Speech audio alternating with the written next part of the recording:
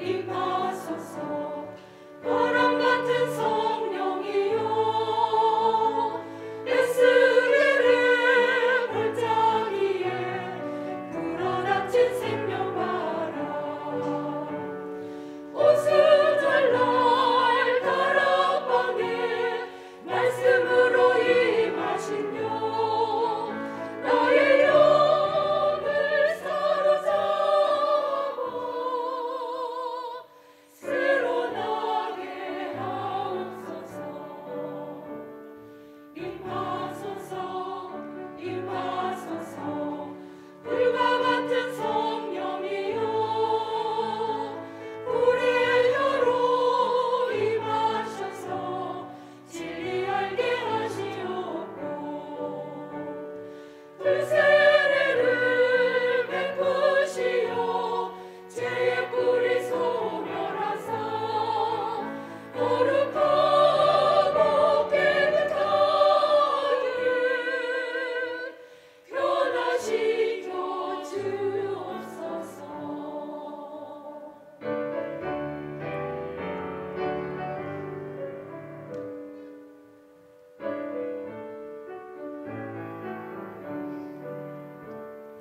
임하소서 임하소서. 생수 같은 성령이여 거친들의 샘이 솟고 사막에는 가무르고 생수 같은 주의 성령 폭포같이 부어주사 내 속에서 생명수가 흘러나게 하옵소서. 모든 세상 갈대다가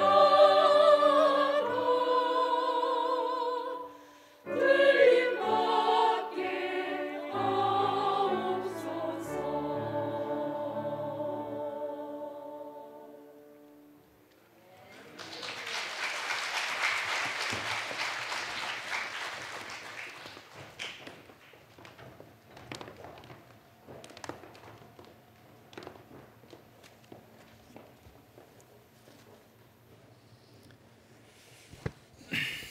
네, 여러분 반갑습니다. 네, 잘 오셨습니다.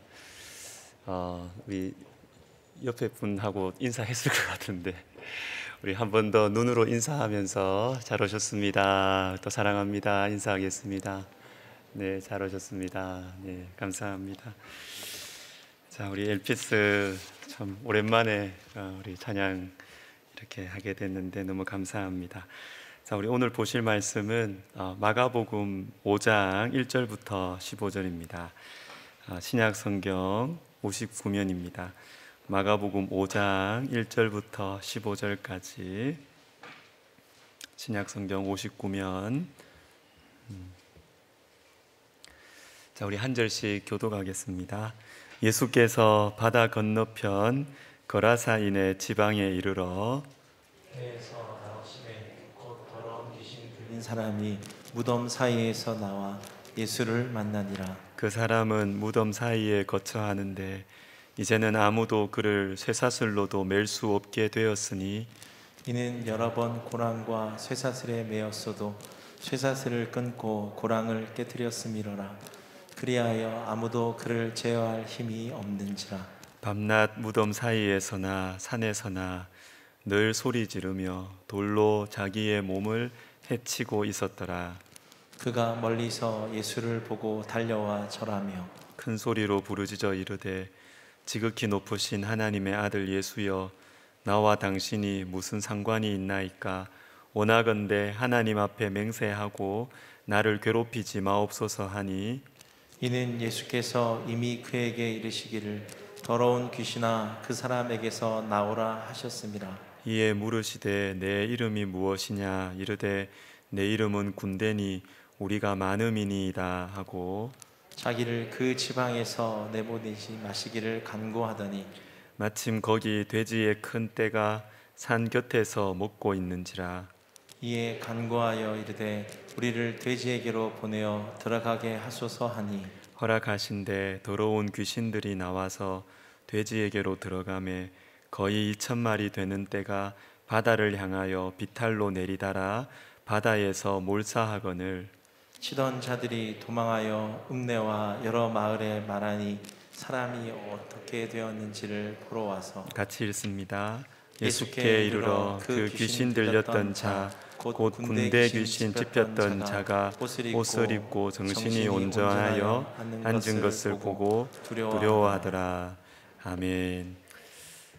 우리 주서택 목사님 첫째 날 우리 자존감의 회복이라는 말씀 전해 주시겠습니다. 우리 목사님 나오실 때 우리가 참 잘 말씀 잘 듣겠습니다. 또 3일 동안 잘 듣겠습니다. 이 마음으로 우리가 박수로 목사님 환영하겠습니다.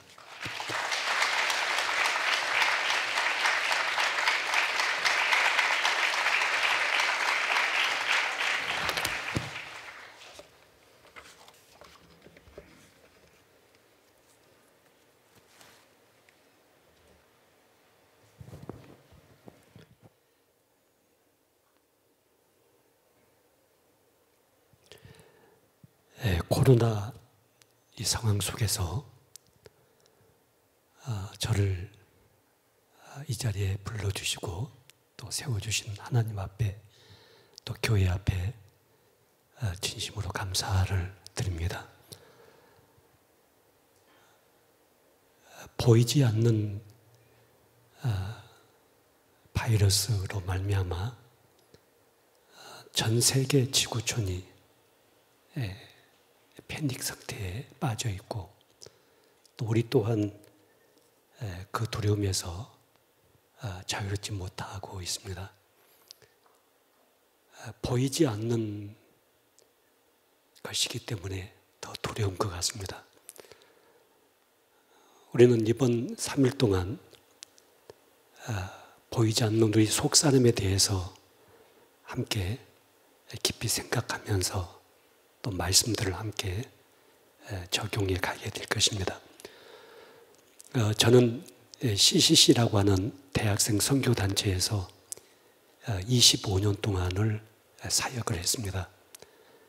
그리고 청주 주님의 교회를 개척을 해서 15년 동안 목회 사역을 섬기고 지금은 일선 목회 사역에서 은퇴를 하고 제가 1992년도부터 저희 아내와 함께 한국 교회 안에서 섬겨왔던 내적 치유 사역을 그리고 상담 사역을 섬겨가고 있습니다. 제가 지금까지 사역을 하면서 또 내적 치유 세미나를 진행을 하면서 많은 사람들을 만났고 또 많은 사람들의 형편을 살펴보게 되었습니다. 그러면서 한 가지 중요한 사실 하나를 제가 보게 되었는데 그것은 사람을 죽이고 망하게 만드는 것은 총과 칼이 아니었습니다. 총과 칼이 사람을 죽이고 망하게 했던 것이 아니고 거짓말이 사람을 죽이고 망하게 했다는 사실을 확인하게 되었습니다. 사람이 거짓말에 묶이고 갇혀 있고 또 결박되어 있을 때 그 거짓말로 인해서 한 사람의 인생이 얼마만큼 파괴되고 무너질 수 있는가를 너무나 많은 사람들 안에서 확인을 하게 되었습니다.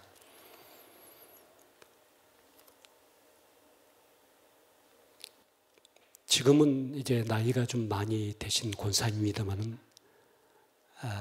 우리 한국의 주부 작가로서 아주 유명하신 박강월 권사님이라는 분이 계십니다. 그런데 이 박강월 권사님은 42살 때까지 아주 극심한 소아마비 인생을 살아오셨습니다. 그런데 42살 되던 해에 이제 더 이상 한 걸음도 걸을 수 없는 몸의 상태가 되었고 병원으로 실려가서 온몸을 정밀 진단을 받게 되었습니다. 그런 과정 중에 아주 충격적인 사실 하나가 발견이 됐는데 그것은 이 박강울 권사님이 소아마비가 아니었다는 사실이었습니다. 소아마비가 아니었는데 42살까지 아주 증상이 심한 소아마비 증상을 가지고 인생을 살아오셨습니다. 정밀 진단을 한 결과 이분이 어렸을 때 골반뼈가 접골이 됐었는데 그 접골된 뼈를 바로 맞춰놓지 않고 있다 보니까 그것이 점점 골반뼈가 우러 올라붙게 되었고 몸에서는 아주 심한 소아마비 증상들이 나타나게 되었고 그것이 42살까지 진행됐다는 사실을 발견하게 되었습니다. 이 박강울 권사님이 2살 때 다락방에서 놀다가 한 번 떨어진 사고가 있었다고 합니다. 그런데 이 사고가 있고 난 다음에 이 아이에게 다리를 절고 여러 가지 아픔의 증상들을 발견했던 부모님이 이 아이를 데리고 이제 병원을 가게 되었습니다. 병원에서 이 아이를 진단한 의사 선생님이 진단명을 내리기를 이 아이는 소아마비입니다 하고 진단명을 내렸습니다. 당시 우리 한국에 소아마비가 창궐한 적이 있었습니다. 의사 선생님이 의사의 권위를 가지고 내 아이를 진단을 하고 나서 소아마비라고 진단을 내렸을 때 그것을 거부할 수 있는 부모가 어디 있겠습니까? 이것을 운명처럼 받아들일 수밖에 없었습니다. 우리 딸이 소아마비에 걸렸구나. 소아마비구나. 그리고 이 박강울 어린아이도 자기가 소아마비라는 사실을 자신의 운명으로 여기고 그렇게 인생을 살아왔었습니다. 그런데 42살 되던 해에 자기가 소아마비가 아니었다는 사실을 확인하게 되었습니다. 그리고 병원에서 입원해서 수술을 하고 6개월 동안 재활치료를 하고 나서 이제 병원에서 퇴원했던 날에는 키가 불쑥 커졌다고 합니다. 그리고 아주 정상적인 몸으로 병원에서 이분이 퇴원을 하게 되었습니다. 소아마비가 아니었는데 한 의사의 오진 한마디가 한 여자의 일생을 무려 40년 동안이나 소아마비 인생으로 결박해버린 것입니다. 여러분 중에 이 책을 읽은 분들이 많이 계신 줄 압니다만 바보 빅터라고 하는 책이 있습니다. 이것은 당시 천재들만 모이는 멘사 클럽이라고 하는 클럽의 회장이었던 이 빅터에 대한 실화의 이야기를 기록한 책입니다. 그런데 이 빅터란 사람이 17년 동안 바보로 인생을 살게 됩니다. 왜 바보냐면은 IQ가 73밖에 되지 않았습니다. 73밖에 되지 않는 아이는 바보처럼 말도 해야 되고 바보처럼 행동도 해야 되고 또 바보처럼 당하기도 하고 또 조롱을 받기도 하고 또 자기 자신도 바보라는 그 사실에 갇혀 있어서 더 이상 다른 인생을 살아갈 수가 없었습니다. 그게 17년 동안 진행됐습니다. 그런데 나중에 그 이 빅터가 미국 애플사에서 거리에다 그냥 큰 전광판을 하나 세워놓고 거기에다 그냥 수학 문제를 하나 이렇게 내놓게 됩니다. 그리고 누구든지 이 문제가 풀어지는 분은 아래 전화로 연락해 주십시오 하는 그런 광고판이 하나 거리에 붙었습니다. 많은 사람들이 그 전광판 밑을 지나갔지만은 그 문제가 풀어지지가 않았습니다. 그런데 빅터에게서 이 문제가 풀어지기 시작했습니다. 그래서 이 빅터가 애플사의 사회이사로 특별 채용을 받게 됩니다. 그리고 연구실을 하나 만들어주고 당신 여기서 자든지 놀든지 먹든지 마음껏 하세요. 다만 당신에게서 나오는 아이디어만 우리 회사에 주십시오 하는 그 조건으로 빅터가 채용이 됩니다. 물론 나중에는 여러 가지 회사의 사정과 또 질투와 모략과 이런 상황 속에서 그 회사를 잠깐 이 빅터가 나오게 됩니다만은 다시 또 그 회사로 이 빅터가 들어가게 되는데, 나중에 확인된 사실은 이 빅터 IQ가 73이 아니라 173이라는 사실이 확인이 됐습니다.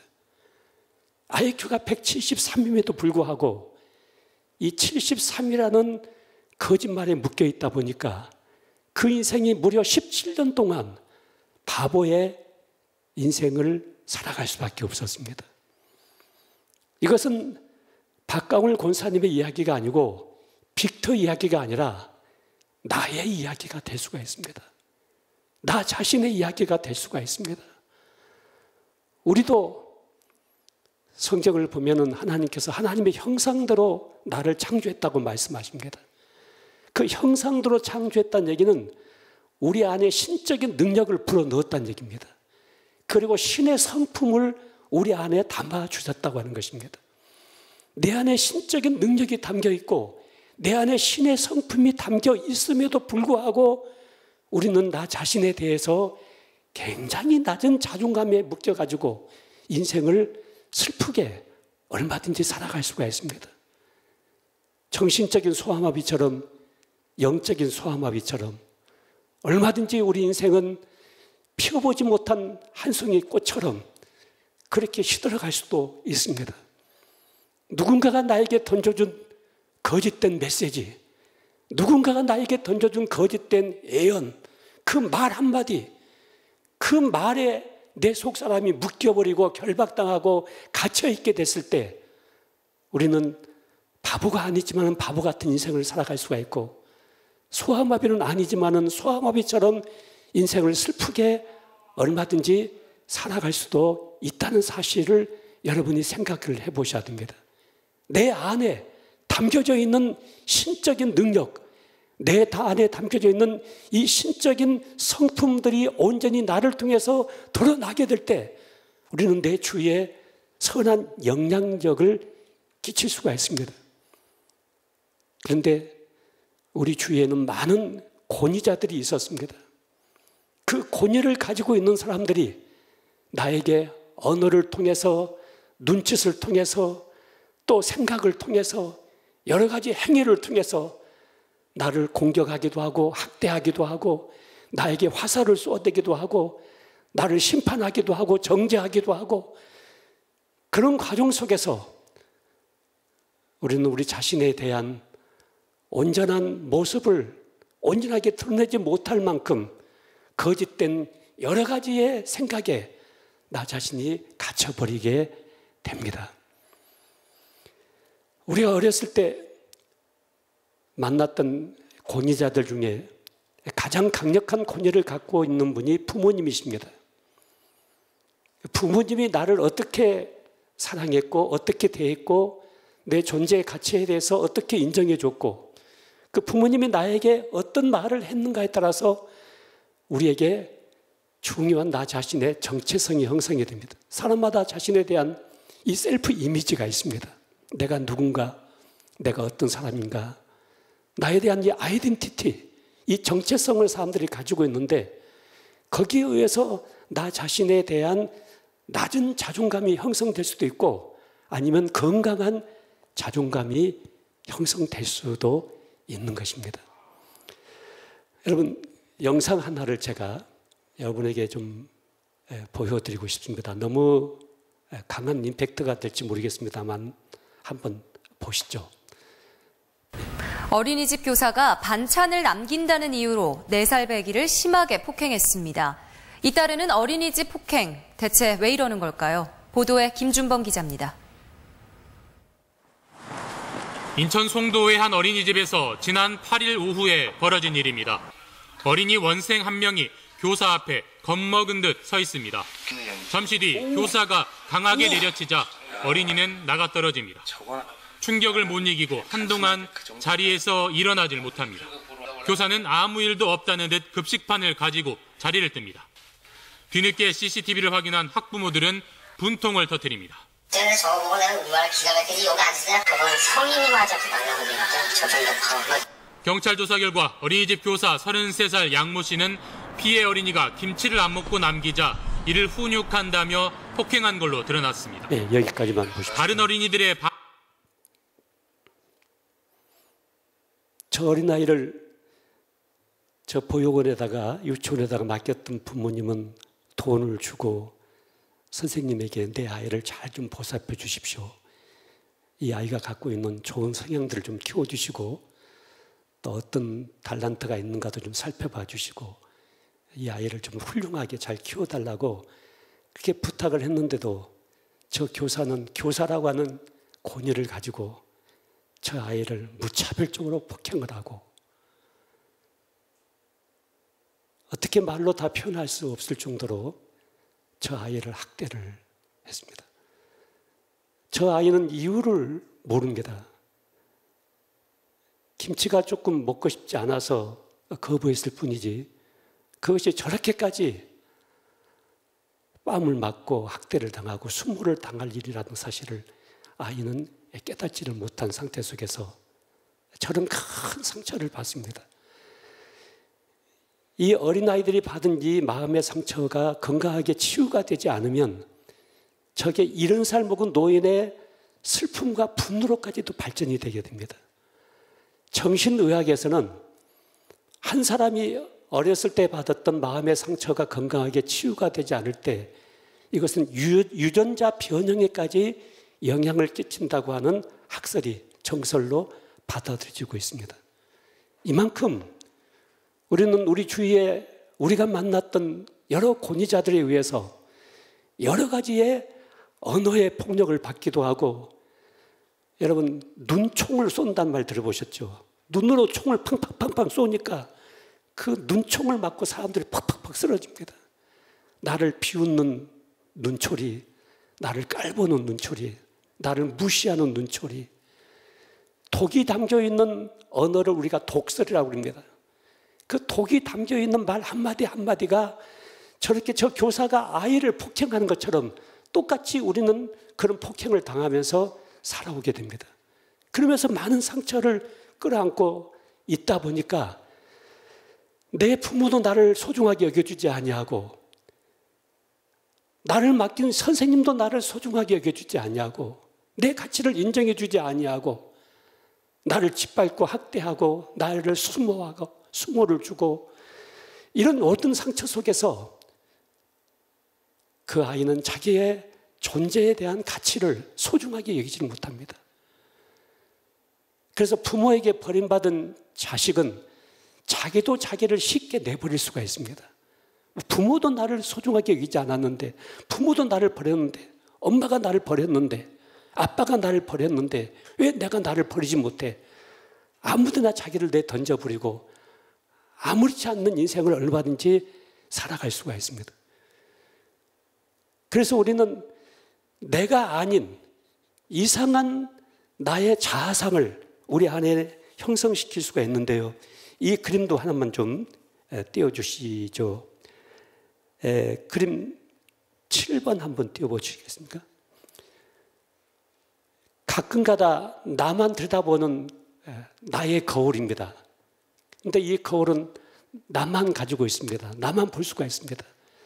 그래서 가끔가다 나를 바라보는데 나의 모습이 이상한 모습으로 거울에 비춰지기 시작합니다.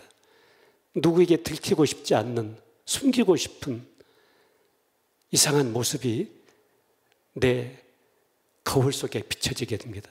그래서 저 모습을 포장하고 감추기 위해서 여러 가지로 우리는 액션을 취하게 됩니다. 때로는 과장하기도 하고 때로는 나 자신을 감춰버리기 위해서 여러 가지 허풍을 떨기도 하고 때로는 여러 가지 거짓말을 또 해서 나 자신을 감춰버리기도 하는 그런 현상들을 만들어낼 수가 있습니다. 그 다음 그림 8번 한번 보여주시겠습니까? 우리는 이 세상에 태어나가지고 내 자신이 과연 누군지, 나라는 존재가 어떤 존재의 가치와 의미가 있는지 이런 것을 알 수가 없습니다. 그래서 우리가 만나는 여러 권위자들에게 물어보게 됩니다. 내 이름이 누군가요? 나는 어디서 왔나요? 나는 무엇을 위해서 이 땅에 살고 있나요? 그리고 내 존재의 가치는 무엇인가요? 그럼 나는 이 땅을 한 번은 떠난다고 하는데 어디로 가게 되나요? 이런 걸 물어보는데 세상이 한 번은 우리에게 대답해 주지 않습니다. 그래서 우리가 이 시간 집중해야 될 것은 9번 그림도 한번 보여주시죠. 자, 내 주위에 있는 여러 권위자들이 나에게 던져진 말 한마디 한마디가 나에게 생명이 되는 말을 줄 때는 내 속사람이 살아납니다. 일어납니다. 그런데 내 자존감을 자꾸 낮추고 나에게 상처를 주었던 말 한마디, 너는 바보야, 너는 병신이야, 너는 밥값도 못해, 너는 재수없는 놈이야, 네가 가진 것이 뭘 잘한다고, 뭘 네가 잘났다고, 끽소리도 하지 마, 너는 태어나지 말았으면 좋을 뻔한 인생이야. 자, 이런 식의 폭언을 들었을 때 이것이 사실인지 사실이 아닌지를 분별할 수 있는 능력이 없는 어린 시절에는 이것이 무차별적으로 그 아이에게 깊은 비수가 되고 상처가 되어서 그 자신의 속사람을 주저앉게 만들어버리게 됩니다. 이렇게 되면 아주 지극히 낮은 자존감 속에 묶여 있을 수밖에 없습니다.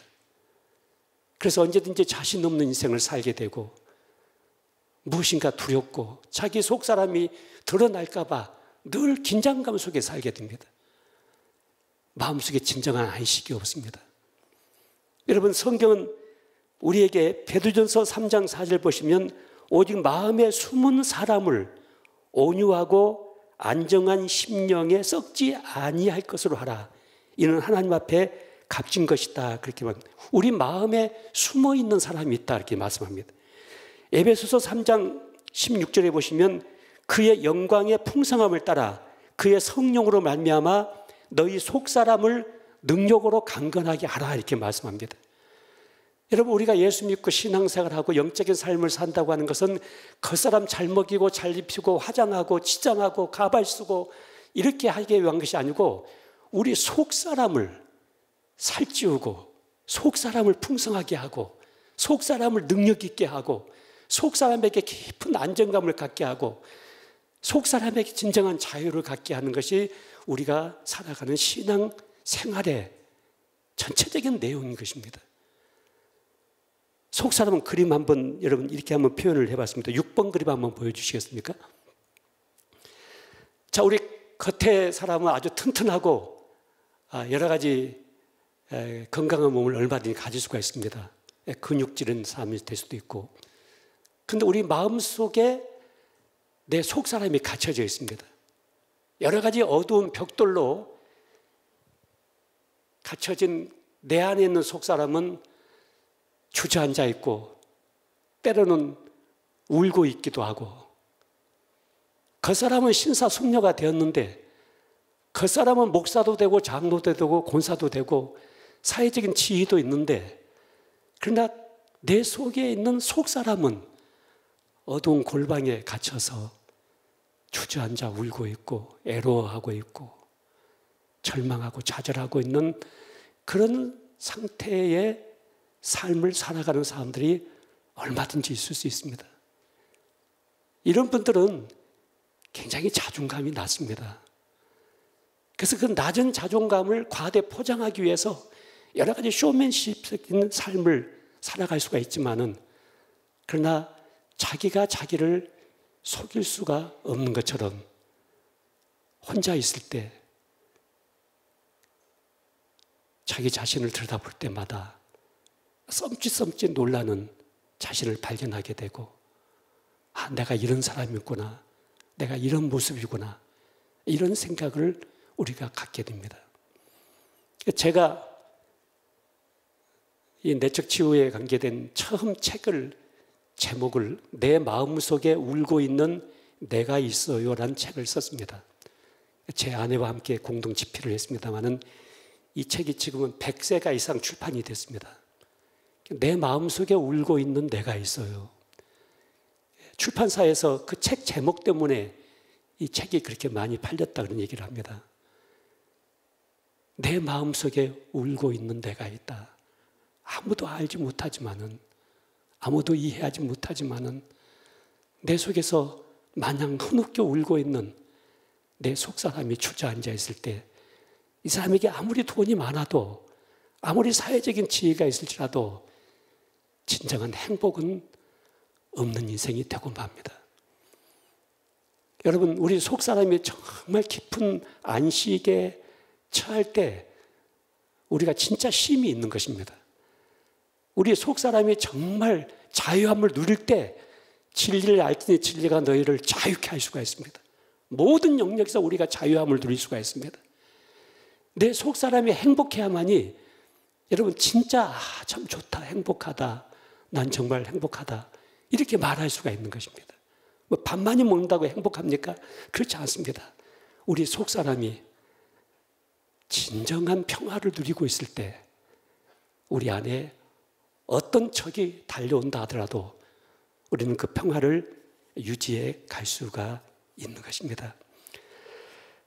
여러분, 이런 것들을 한번 생각해 보시면서 먼저 오늘 저녁에 이 자존감에 대한 부분을 여러분과 함께 더 깊이 성경 본문 말씀을 중심으로 해서 같이 나누고 기도하는 시간을 갖고 싶습니다. 먼저 오늘 마가복음 5장의 말씀 우리가 너무나 잘 알고 있는 말씀입니다. 예수님께서 거라사인 지방에 가셔서 한 젊은 청년의 내적인 연약함, 내적인 질병, 그것을 성경은 이제 귀신에 의해서 이런 질병에 묶이게 됐다는 사실을 말씀하고 있는데 이 청년을 고친 역사적인 사건이 오늘 본문 속에 기록되고 있는데 제가 세 가지를 여러분에게 말씀을 드리려고 합니다. 첫째는 이 청년의 인생이, 한 사람의 인생이 어디까지 망가질 수가 있는가. 이 청년이 쇠사슬로 몸을 묶여 있게 되고요, 그 쇠사슬도 끊고 거리로 뛰쳐나가고 옷을 다 벗어 헤치고 산속에 들어가서 무덤 사이에 거처하면서 소리를 지르고 자기 자신을 돌로 자학을 하고 완전히 나와의 관계, 나와 이웃과의 관계, 나와 가족과의 관계, 나와 하나님과의 관계, 이 모든 관계가 다 깨져버렸습니다. 완전히 망가져버린 인생의 모습을 오늘 이 청년의 모습 속에서 우리가 볼 수가 있습니다. 그런데 이 청년의 인생이 이렇게까지 망가지고 이렇게까지 비참해지고 이렇게까지 모든 관계가 깨져버린 그 배후에 무슨 역사가 있었냐면은 오늘 성경은 계속해서 귀신의 역사가 있었다 이렇게 말씀합니다. 귀신에 의해서, 귀신 들려서, 귀신에 붙잡혀서 이 청년의 삶이, 인생이 이렇게까지 주저앉게 되었다는 사실을 말하고 있습니다. 여러분, 보이는 세계는 보이지 않는 세계에 지배를 당하고 있습니다. 앞에서 말씀을 드렸습니다마는 왜 코로나가 무섭습니까? 보이지 않기 때문에 무섭습니다.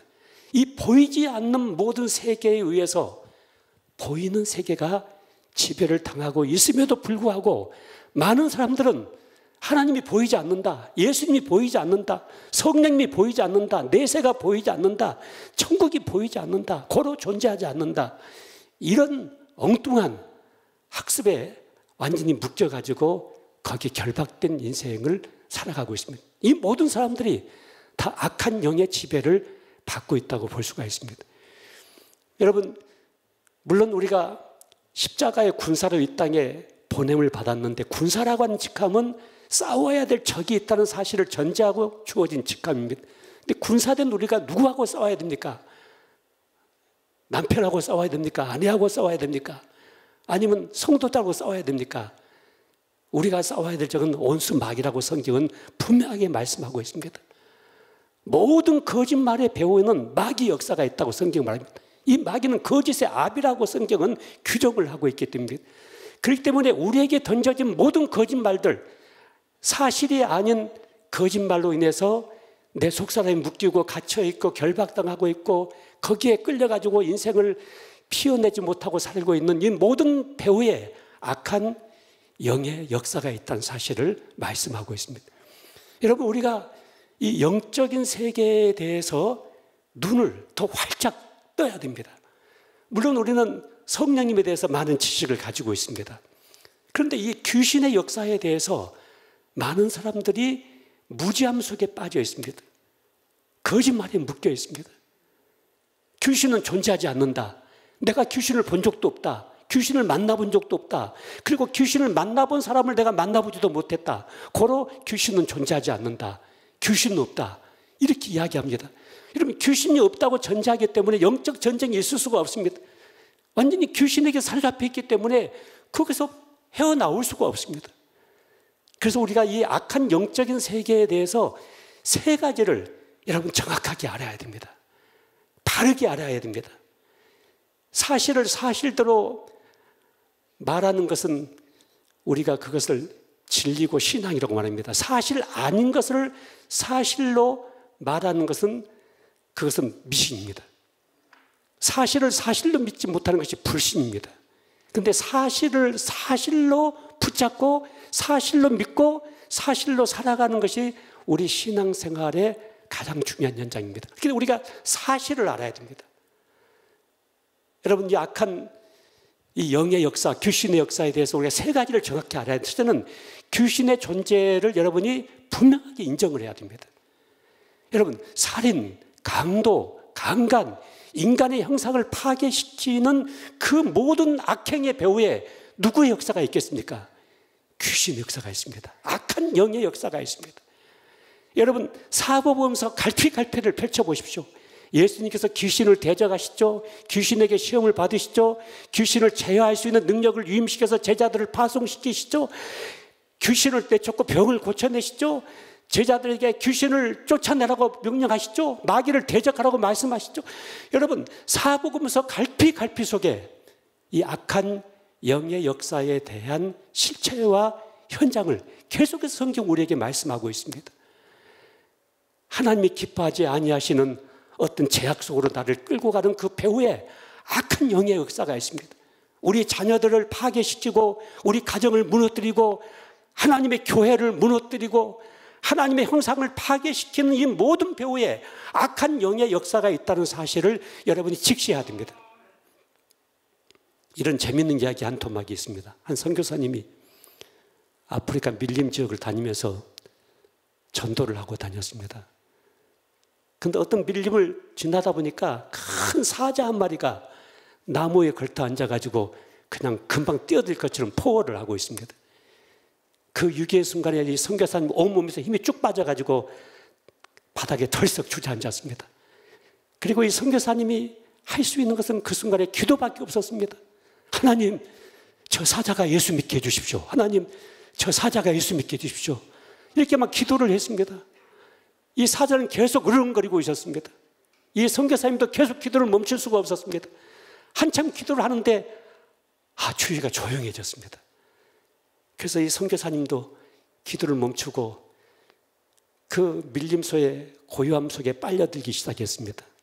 그런데 어디선가 낭낭하게 기도하는 목소리 하나가 들려오기 시작했습니다. 눈을 떠서 보니까 사자가 기도를 하고 있습니다. 하나님, 일용할 양식을 주셔서 감사합니다.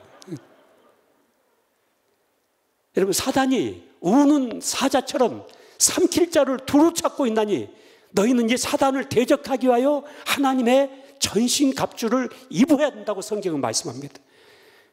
여러분, 우리 주위에 하나님께서 원하시지 않는 생각들, 하나님께서 원하시지 않는 행위들, 하나님께서 원하시지 않는 많은 삶의 태도들, 나를 죄 속으로 끌어가고 깊은 유혹으로 빠지게 만들고 나를 절망하게 만들고 좌절하게 만들고 내가 나를 사랑하지 못하게 만들고 누군가를 미워하고 보복하고 싶어하고 오남 맺힌 감정에 묶여있고 질투심이 일어나고, 여러분, 이런 모든 하나님께서 원하시지 않는 이 모든 것들의 배후에 악한 귀신의 역사가 있다는 사실을 여러분이 인정하셔야 됩니다.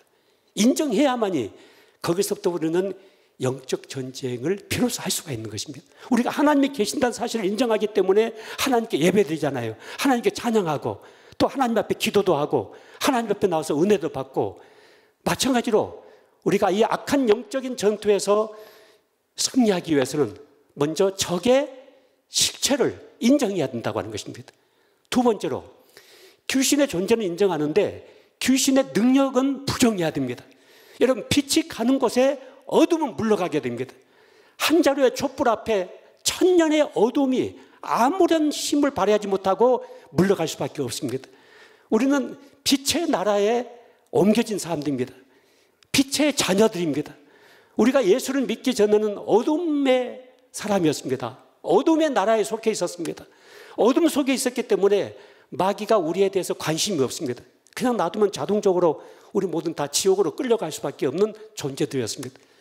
그런데 하나님께서 우리에게 은혜를 베푸시고 성령의 역사로 말미암아 우리는 이제 이 어둠의 백성에서 빛의 자녀로 우리는 구원을 받게 되었습니다. 우리는 본 어게인 했습니다. 우리는 새로운 생명을 갖게 되었습니다. 푸시케적인 생명이 아니라 이 조회의 영원한 영생의 생명을 우리는 갖게 되었습니다. 우리는 이제 빛 가운데 있게 되었습니다. 여러분, 빛은 어둠을 절대 무서워하지 않습니다. 그런데 이 어둠은 빛을 거부합니다. 어둠은 빛을 싫어합니다. 어둠은 빛을 대적하기 시작합니다. 우리를 예수를 믿기 전에는 어떤 영적인 공격도 받지 않았는데 예수를 믿고 난 이후에 우리는 때로는 시험을 받기도 하고 때로는 내가 예수 믿는 것 때문에 공격을 당하기도 하고 그것은 우리가 어둠 속에서 빛의 나라로 옮겨졌기 때문입니다. 우리 안에 빛이신 예수님께서 내 안에 영으로 살아 계십니다. 여러분 이 사실 믿으시죠? 자, 그렇다고 한다면 이 어둠의 세계, 어둠의 세력에 대해서 우리가 두려워해야 되겠습니까? 무서워해야 되겠습니까? 많은 그리스도인들이 이 속임수에 묶여 있습니다. 귀신이 나에게 해코지 하지 않을까? 나를 어떻게 해버리지 않을까? 우리 가정을 어떻게 해버리지 않을까? 이 막연하게 악한 영에 대한 두려움에 우리가 묶여 있게 되는데 이게 마귀의 속임수입니다. 여러분 우리는 빛의 자녀입니다. 빛 가운데 있습니다. 빛의 백성들입니다. 그렇기 때문에 이 어둠의 악한 영의 역사에 대해서 여러분이 두려워하지 마셔야 됩니다.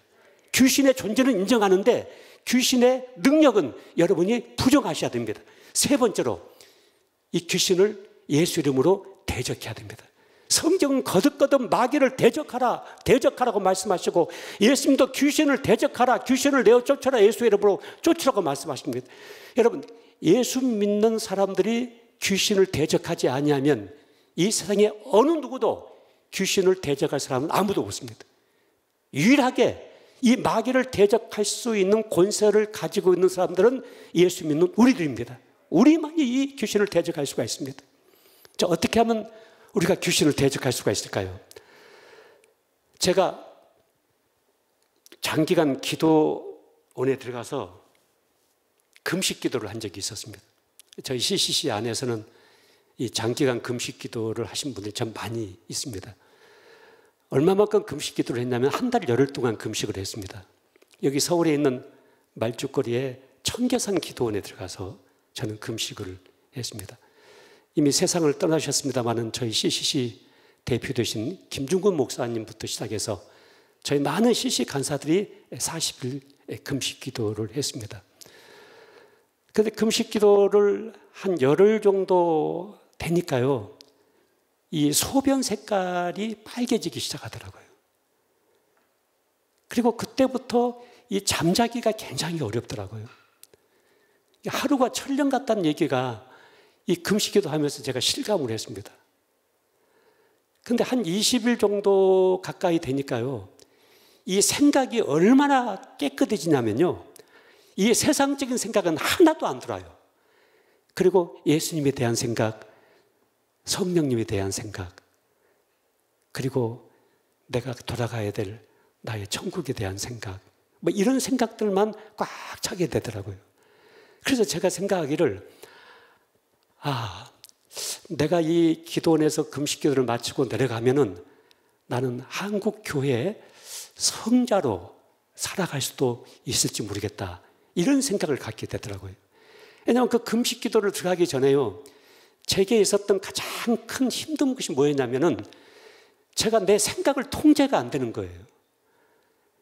내가 생각을 좀 거룩하게 갖고 싶고, 생각을 조금 아름답게 갖고 싶고, 또 생각을 좀 선하게 갖고 싶고, 그런데 이 생각이 나와 상관없이, 나하고 의논 한마디 없이 별로의 생각들이 내 생각 속에만 쏟아져 들어오는 거예요. 이 생각, 저 생각, 잡된 생각, 정욕적인 생각, 더러운 생각, 막 이 생각들이 내 생각 속에만 들어오는 거예요.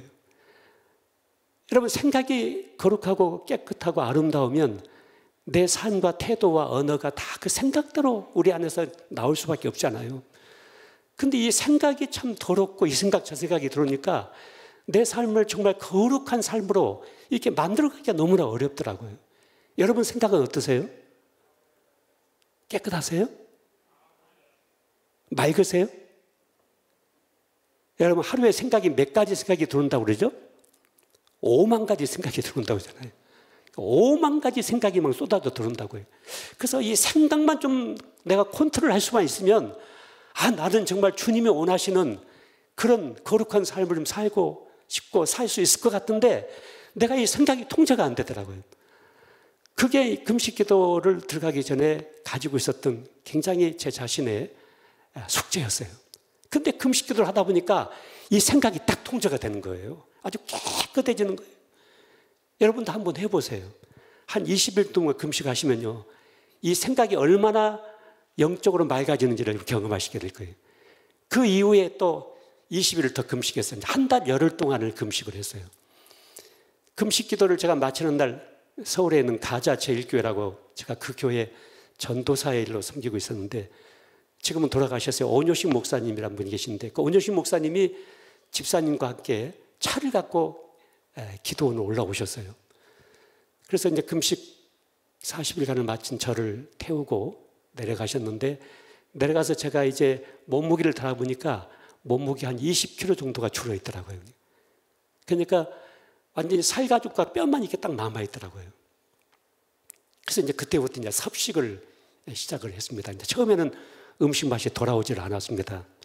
그래서 저희 어머니가 옆에서 배즙을 갈아가지고 입에 대주기도 하고 사과즙을 갈아서 입에 대주기도 하고 처음에는 이제 음식 맛이 안 돌아오더라고요. 한 달 열흘 동안 뭐 껌 하나 씹어보지 않았고 보리차 한 잔 마셔보질 않았어요. 그 기도원에 그 나오는 샘물, 그 샘물만 마셔가면서 이제 금식 기도를 했는데 그런데 어느 순간에요, 이 음식 맛이 확 돌아오는데요. 여러분 사람이 환장한다는 얘기 아시죠, 여러분요? 어떤 것이 환장하는 것인가 저는 경험을 해봤어요. 눈이 뒤집히는데요. 이 식욕이 확 살아나니까 이 먹는 것이 딱 보이는데요. 이게 통제가 안 되는 거예요. 이 식욕이라고 하는 것이 사람의 이 생명과 에너지를 끌고 가는 것이 식욕과 성욕 두 가지가 이 사람을 끌고 가거든요. 근데 이 식욕이 돌아오니까요. 이 음식이 통제가 안 되는 거예요. 근데 내 생각 속에 선배 목사님들 중에 금식 기도하다가 돌아가신 분은 없어요. 근데 금식 기도 마치고 섭식하다가 돌아가신 분들이 많이 계세요. 제가 아는 목사님 한 분도 20일 동안 금식 기도를 하고 내려오셨는데 권사님께서 우리 목사님 20일이나 금식하셨다고 닭 한 마리를 구워가지고 푹 드렸다고요. 그 잡수시고 돌아가셨어요. 그러니까 금식보다 더 어려운 것이 섭식이에요. 그러니까 열흘 동안 금식했으면 열흘 동안 정상적인 식사를 하지 말아야 되거든요. 깐난 어린아이 밈을 먹듯이 그것을 먹으면서 조금씩 해가지고 늘려가야 되는데 음식이 통제가 안 되니까 내 마음속에 이러다가 큰일 나겠다는 생각이 들어서 그 가자 제1교회 교회로 달려갔어요. 그 교회 지하실에 기도실에 있었어요. 거기 가서 막 통속으로 제가 막 기도를 했어요. 이 식욕을 통제할 수 있게 해달라고. 그랬더니 내 속에서 그 식욕을 통제할 수 있다는 확신이 딱 들더라고요. 그래서 이제 집으로 돌아가가지고 어머니에게 시간표를 쭉 짜주면서 이 시간에 사과즙 한 숟갈 저에게 주시고 또 이 시간에 배즙 한 숟갈 주시고 이렇게 해서 쭉 짜서 드렸어요. 어머니가 그렇게 했는데 한 3, 4일 정도 섭식을 했는데 뭐 밥을 한 숟갈 먹은 것이 아니고 아주 갓난 어린아이가 먹는 민물 정도 한 숟갈씩 이렇게 이제 한 시간에 한 번씩 이렇게 먹었어요. 근데 한 3, 4일 정도 먹고 나니까요. 몸에서 힘이 나기 시작하는데요. 여러분 금식을 하시고 이 음식의 위력이 얼마나 강한 건지를 여러분 경험들 하셨죠? 예? 금식 일주일 동안 딱 하고요. 사과 한 입만 먹어보세요. 근데 그 사과 한 입이 온몸의 에너지를 얼마만큼 꽉하게 전달하는지. 그래서 이 사람을 이 먹는 것을 통해서 하나님께서 우리에게 생명의 에너지를 공급하시고 우리의 생명을 이어가시게끔 그렇게 만드셨는데 그래서 여러분이 부부싸움을 해도 남편에게 밥은 줘야 된다고요. 근데 밥을 안 준다는 얘기는 죽으라는 얘기가 똑같은 거거든요. 그러니까 아무리 내가 나를 볼 때 싫더라도 나에게 밥은 먹여줘야 된다고요. 내가 밉더라도, 내가 용서할 수 없는 나라고 생각됐을지라도 나를 불쌍히 여겨서 밥은 먹여줘야 된다고요. 먹을 것은 줘야 돼요. 여러분 3, 4일 동안 섭식을 했는데요, 몸에서 힘이 나기 시작하는 거예요. 그러면서 생각이요, 또 생각이 이상하게 돌아가기 시작하는 거예요. 또 이 생각 저 생각이 들어오기 시작하는 거예요.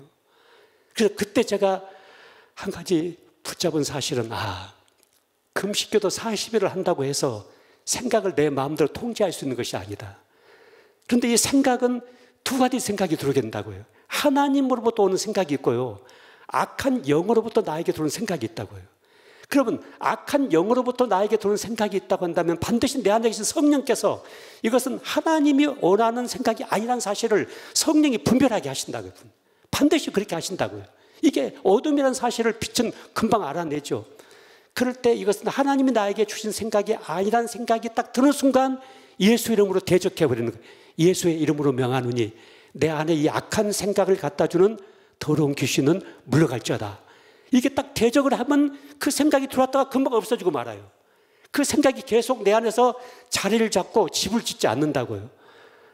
그런데 대적하지 않고 있으면 이 생각이 내 안에서 집을 짓기 시작하고 이걸 힘을 키우기 시작하고, 그래서 나는 그 생각에 끌려가지고 죄를 범하게 되고, 생각에 끌려가지고 무너지게 되고, 생각에 끌려서 미혹을 당하게 되고.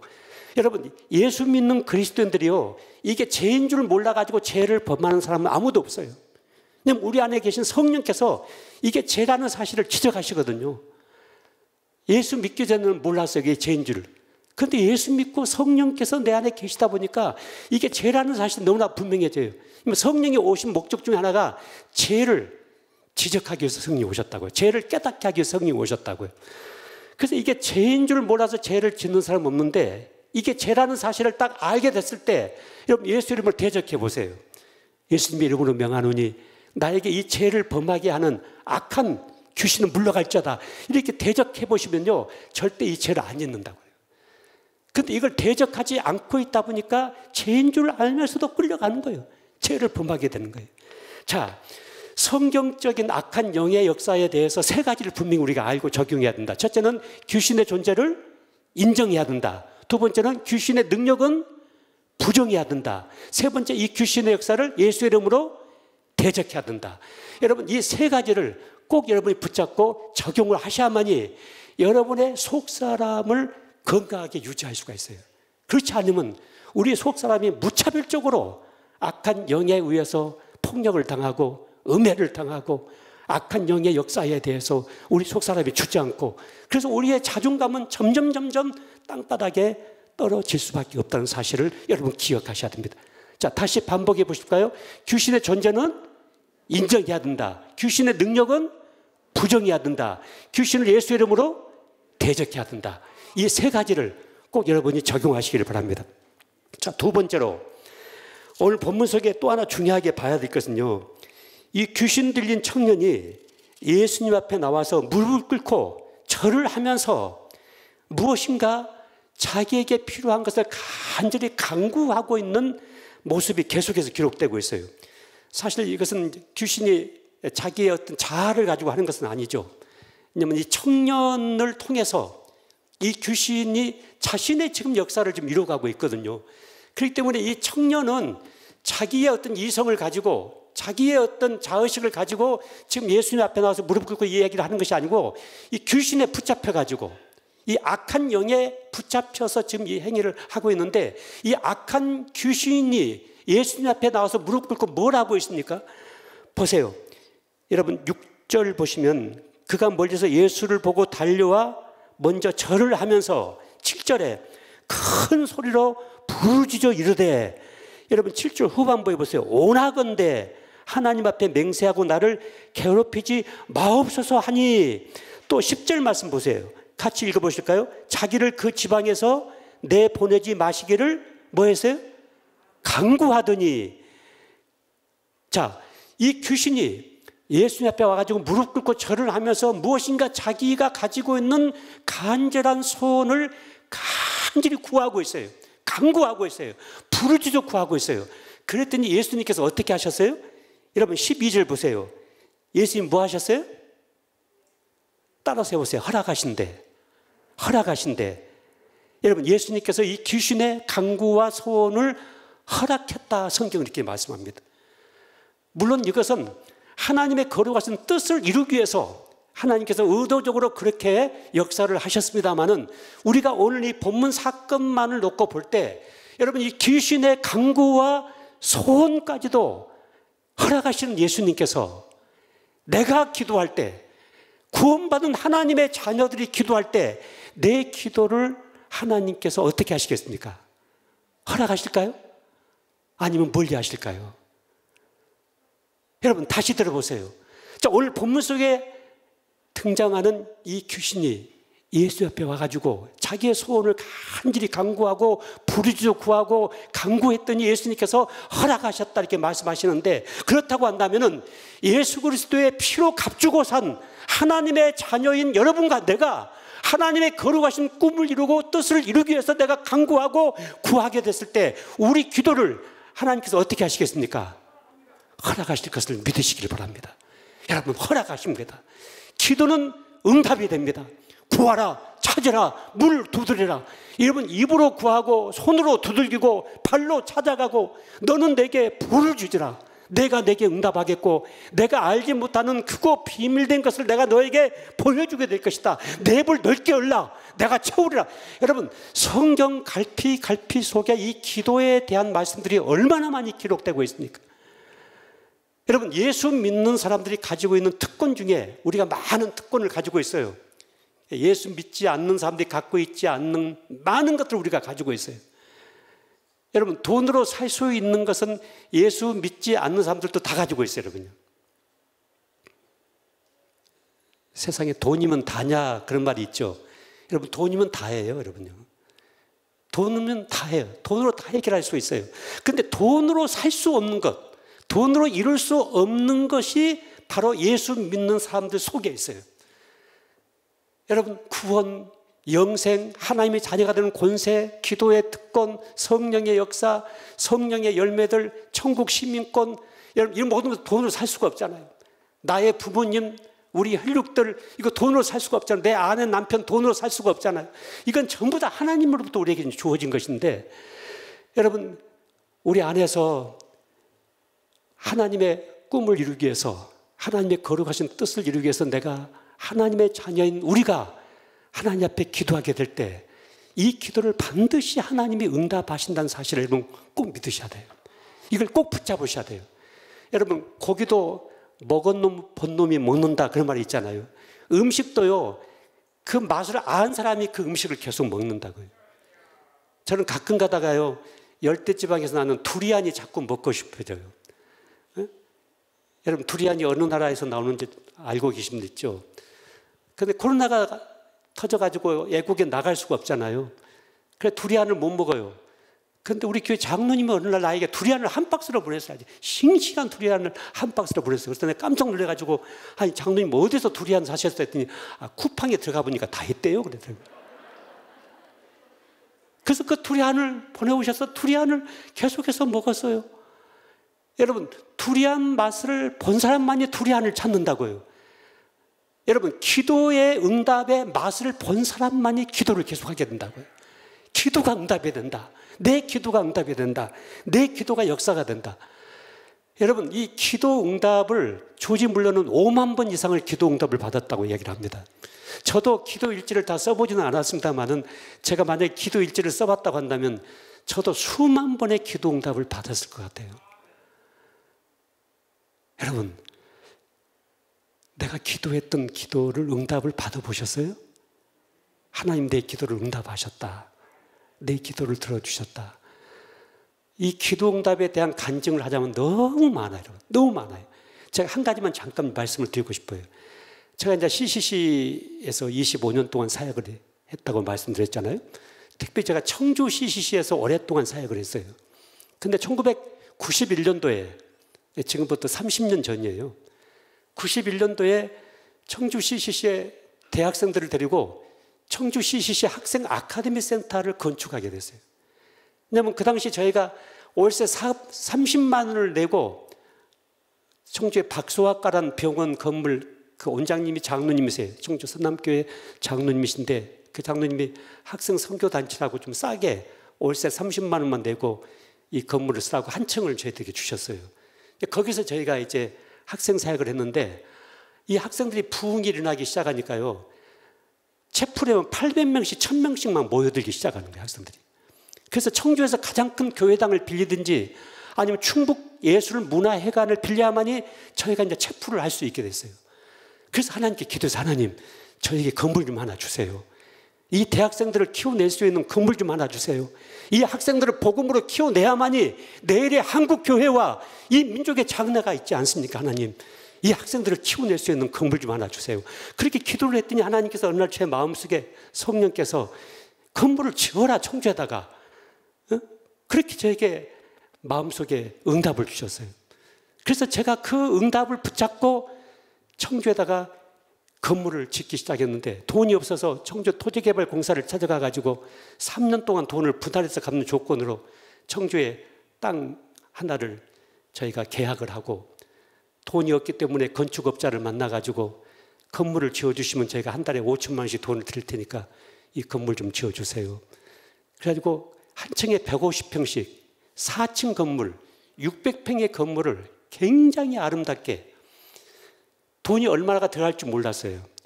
충북대학교 건축과를 나온 형제 하나가 설계서를 하고 있어가지고 그 형제를 불러다가 하나님 우리에게 이 땅을 주셨는데 이 땅에다 건물을 꽉 차게 지으면 몇 평까지 지을 수 있겠냐고 제가 물어봤더니 이 형제가 이제 법조항을 전부 다 점검해 보더니만 여기 고도 제한에 건축법이 걸려가지고 한 층에 150평씩 4층 건물 600평까지 건물을 지을 수 있다고 얘기를 하더라고요. 그럼 600평 건물을 설계를 하라고 그랬어요. 그리고 절대 돈 생각하지 말고 아무튼 형제가 설계해낼 수 있는 최고의 건물을 설계를 하라 그랬어요. 우리가 돈 가지고 건물 지으려고 하는 것이 아니고 정말 믿음과 기도로 건물을 지으려고 한다. 그러니까 설계를 하라고. 근데 이 형제가 굉장히 순종을 잘해요. 정말 건물을 600평 건물을 설계를 했어요. 온 냉방 시스템을 완벽하게 갖추고요. 그리고 30년 전이에요, 여러분요. 그리고 대리석을 깔고 아무튼 외벽도 그렇게 아름답게 하고 강당은 한 500명이 들어갈 수 있는 강당을 만들고 아무튼 이렇게 해가지고 건물을 해가지고 조감도를 딱 그려왔어요. 그거 딱 보고요. 제가 물어봤어요. 아니 이 건물 지으려면 얼마나 예산이 필요하긴 했더니 자기 모르겠대요. 예산 생각하지 않고 설계를 하라고 해서 그렇게 했기 때문에 얼마가 들지 모르겠대요. 그런 건물을 이제 짓기 시작한 거예요. 그런데 건축업자에게 한 달에 우리가 5천만 원씩 돈을 줄 테니까 건물 지어달라고 하니까 이제 그분이 제가 이제 CCC 신뢰하고 또 주서택 목사님을 신뢰하고 건물을 짓겠다고. 그래서 1991년도 2월 3일 날 청주시 운천동 1500분지의 땅에다가 건물을 착공, 600평 건물을 착공을 했어요. 한 달에 5천만 원씩 돈을 줘야 되는 거예요.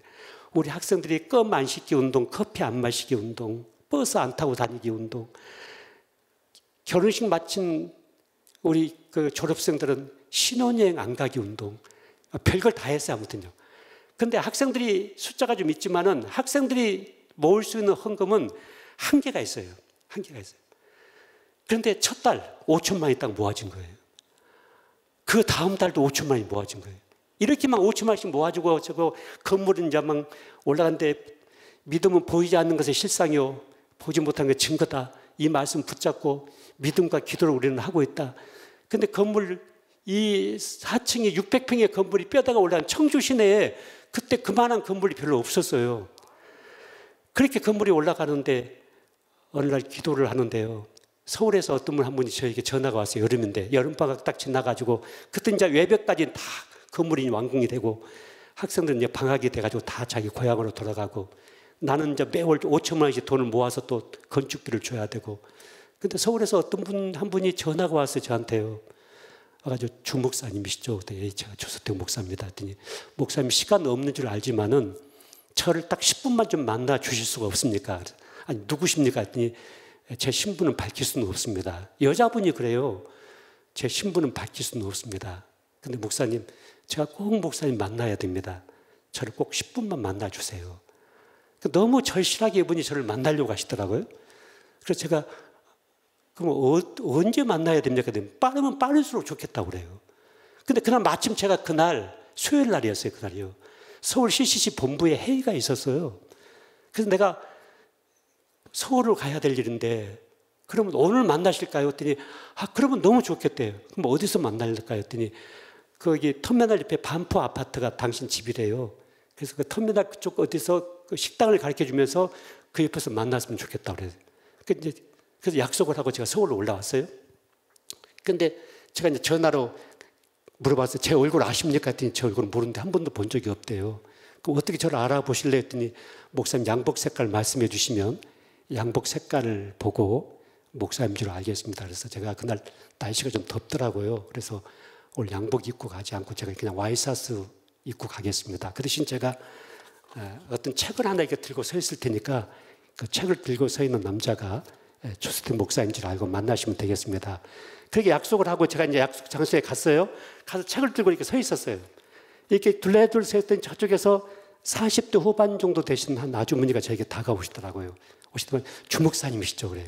제가 주목사입니다. 했더니 제가 전화드렸던 사람입니다. 그래요. 마침 점심 식사 때가 됐어요. 그 옆에 식당에 2층인데 2층에 올라가서 돌솥 비빔밥을 이제 2그릇을 시켰어요.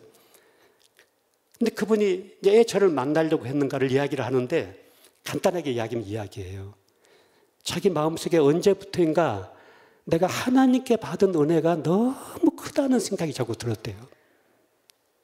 6.25 전쟁을 거치고 그 보릿고개를 거쳐오면서 그 어렵고 어려운 가운데서 지금까지 살아왔는데 당신 남편은 학교 교사라고 소개를 저한테 해주셨어요. 그리고 당신도 남편도 서울에 오는 교회 집사라고 얘기하셨고, 근데 너무 마음속에 하나님의 은혜가 크다는 생각을 갖고 있는데, 그러면서 내가 하나님께 특별한 헌금을 한번 드려야 되겠다 생각을 했답니다. 내가 정말 내 인생 전체를 이렇게 모두가지고 하나님께 드릴 수 있는 특별 헌금을 한번 좀 드리고 싶다. 감사헌금을 드리고 싶다. 근데 자꾸 청조가 생각이 나더랍니다. 자꾸 청조. 근데 어느 날 신문을 보니까 청주에 있는 CCC 대학생들이 장기기증 운동을 전개하기 시작했다는 신문이 났답니다. 여러분, 전국에 이 장기기증 운동을 청주에서 제가 CCC 대학생들과 교수들을 중심으로 해가지고 거기서 시작을 했거든요. 그게 신문에 한번 크게 난 적이 있었는데, 그걸 보면서 이 청주 CCC 학생들이 이런 일을 하고 있구나.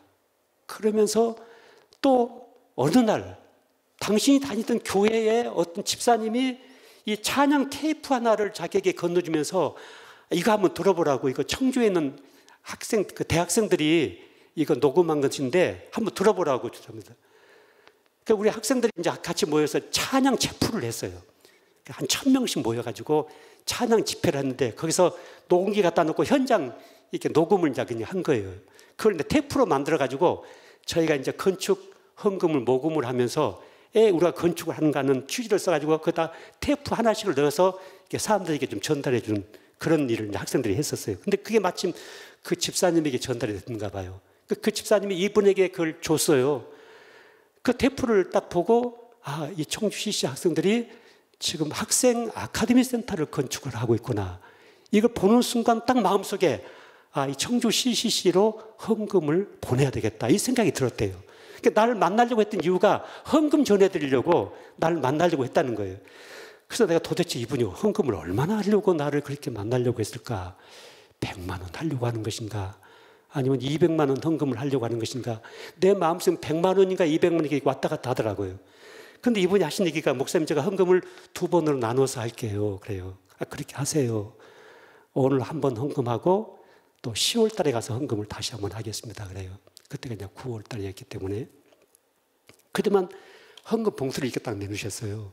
근데 옛날 항공 봉투 있죠. 빨간 줄 같은 애국의 편지 볼 때 보는 봉투. 그 봉투였어요. 그래서 봉투가 봉해지지 않았어요.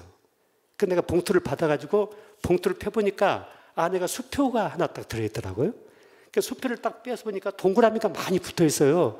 그래서 내가 속으로 1, 10, 100, 1000, 만, 10만, 100만, 1000만, 1, 10, 100, 1000, 만, 10만, 100만, 1000만 몇 번을 확인해 보니까 5천만 원짜리 수표가 딱 들어있는 거예요. 이분이 헌금을 2번은 나눠서 한다고 했잖아요. 그 1억을 헌금을 하겠다는 얘기예요, 이분이요. 그 1억이라는 헌금 숫자가 딱 떠오르면서 잊어버린 기도 제목이 하나 딱 생각이 나는 거예요. 그게 뭐냐면 1990년도 12월 31일부터 1월 3일까지 3박 4일 동안 제가 청주에 있는 대학생들 623명을 데리고 청주에 있는 기도의 마을이라는 기도원에 들어가가지고 3박 4일 동안 금식 기도를 했어요. 학생들 데리고 잠잘 곳이 없어서 비닐하우스를 치고 땅에다가 집을 깔고 거기서 학생들이 자면서 금식을 하면서 그 기도 제목 속에 하나님 학생 아카데미 센터를 건축하는데 1억 원 헌금할 사람 보내주세요. 5천만 원씩 헌금할 사람 보내주세요. 이런 기도 제목이 있었어요. 저도 막 기도했거든요. 근데 저 기도 제목 잊어버렸어요, 제가요. 감히 누가 우리에게 1억 원씩 헌금할 사람이 있을까?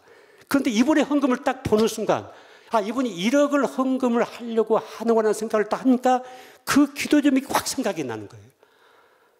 그러면서 가슴이 막 울컥해지더라고요. 그래서 제가 그 집사님에게 얘기를 했어요. 집사님, 사실은요, 저희가 기도했던 기도 제목이 있어요. 지난 겨울에 금식 기도할 때 우리 기도 제목 속에 1억 원 헌금할 사람 보내달라는 기도 제목이 있었는데 저도 이 기도 제목을 잊어버렸어요.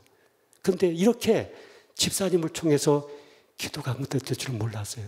그 집사님 얘기가 목사님, 하나님이 그 기도를 저를 통해서 응답하셨네요. 여러분, 그렇게 헌금이 모아져가지고 그해 한 해에 13억의 헌금이 모아졌어요.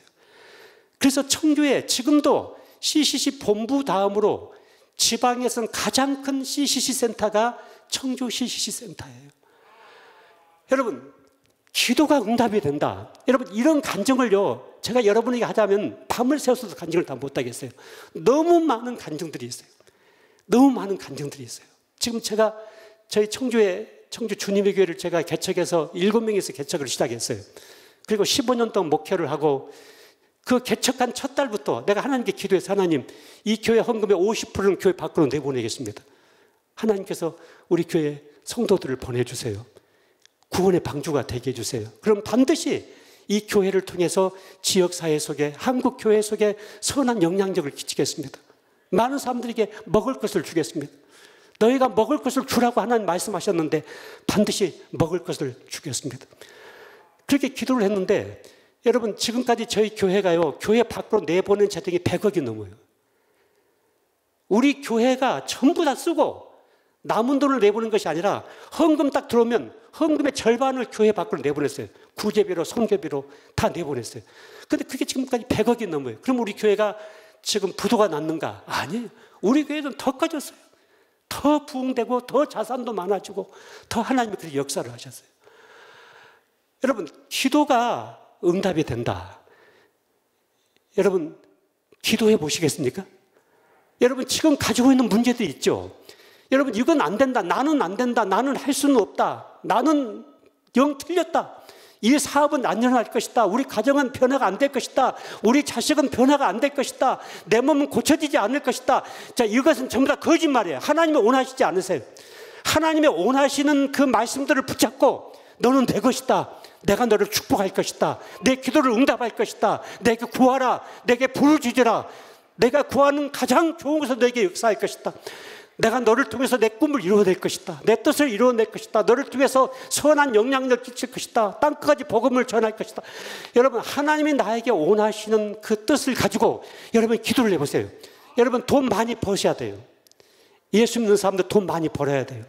왜냐하면 내가 먹고 살기 위해서 돈을 버는 게 아니고 나 먹고 사는 것은 이미 하나님이 약속하셨어요. 무엇을 먹을까 무엇을 마실까 염려하지 마라.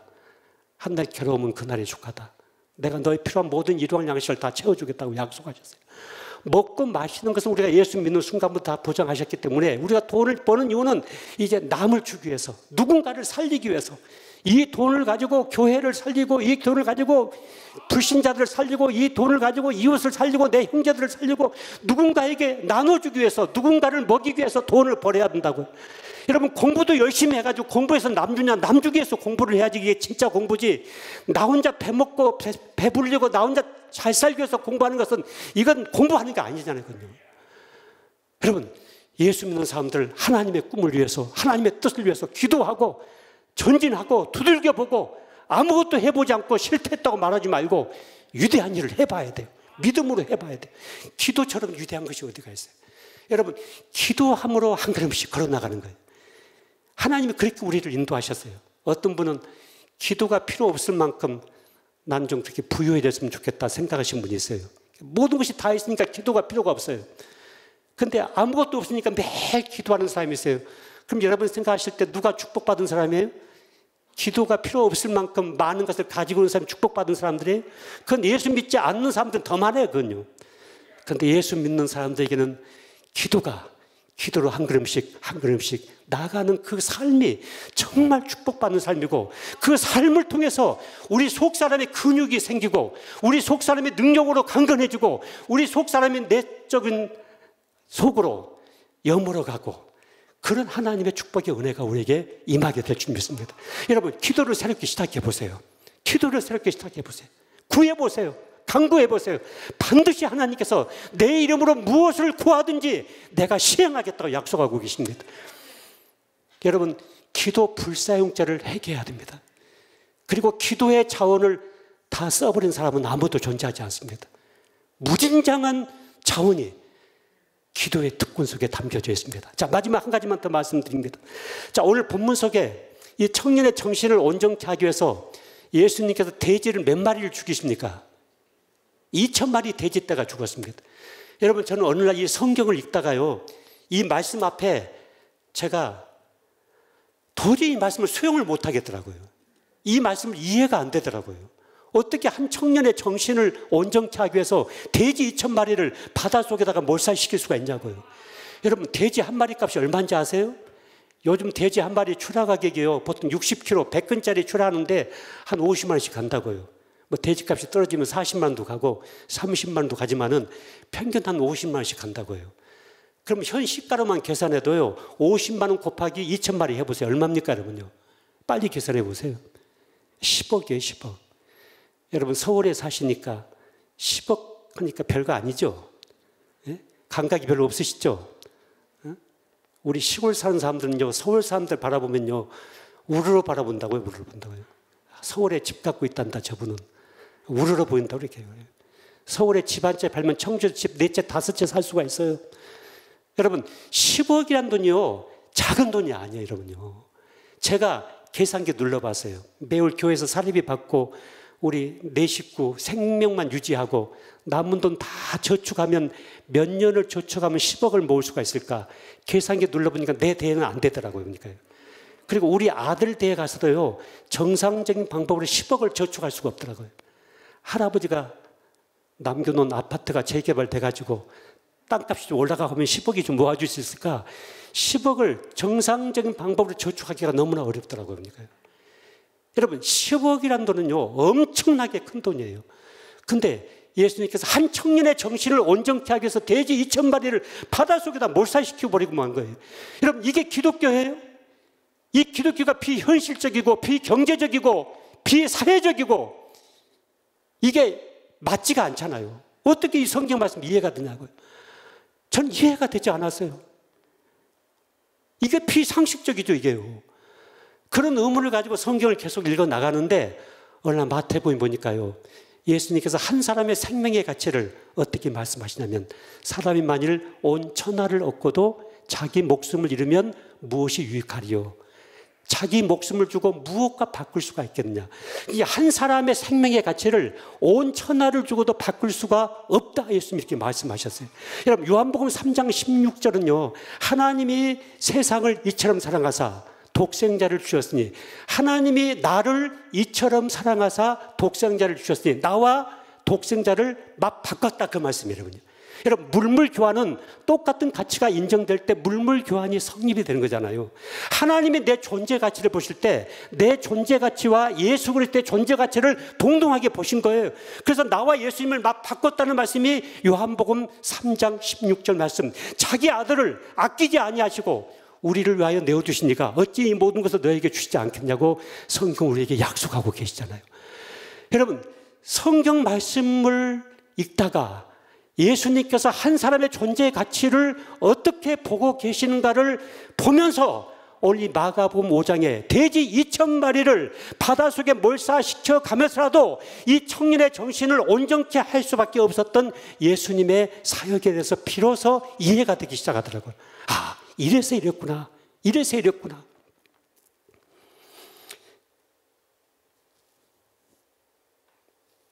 제 인생 속에요, 굉장히 슬픈 이야기 한 토막이 있어요. 제가 9시까지 끝내려고 하거든요. 그런데 그것은 제가 이제 국민학교 5학년 때 사건이었어요.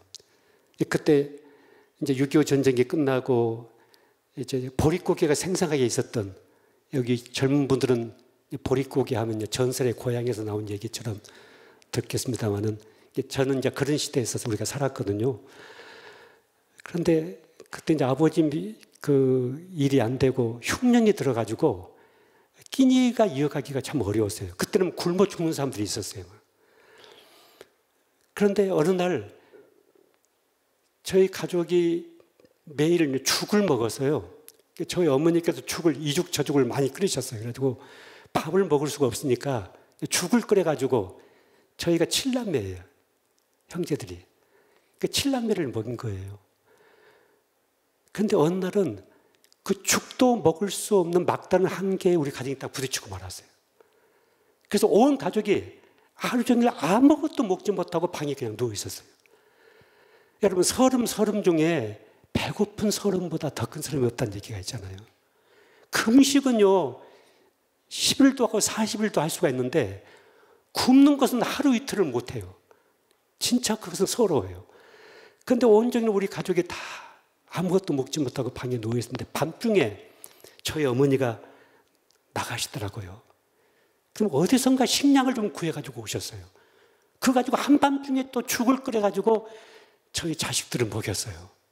근데 그 다음날 아침에 제가 일어나가지고 물 먹기 위해서 부엌 옆에 우물이 있어서 우물 갔는데, 저희 집 우물이 이제 두레박을 이렇게 던져서 물을 길어 먹는 우물이었어요. 제가 물을 이렇게 계속 먹다가 이렇게 부엌 쪽을 봤는데, 저희 어머니가 부엌에서 불을 떼시다가 일어나셔서 머리에 쓰고 계셨던 수건을 이렇게 벗어가지고 툭툭 털고 계시더라고요. 왜냐하면 옛날 어머니들 이제 불 떼실 때 머리에 불티가 튈까봐 수건을 이렇게 머리에다 쓰시고 불을 떼세요.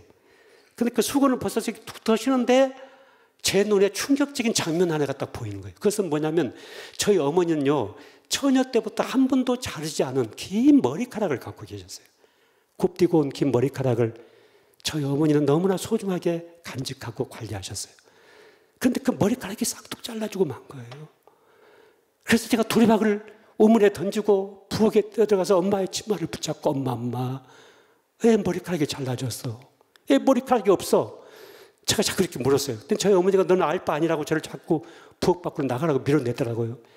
제가 끝까지 엄마의 치마를 붙잡고, 엄마 왜 머리카락이 없어요?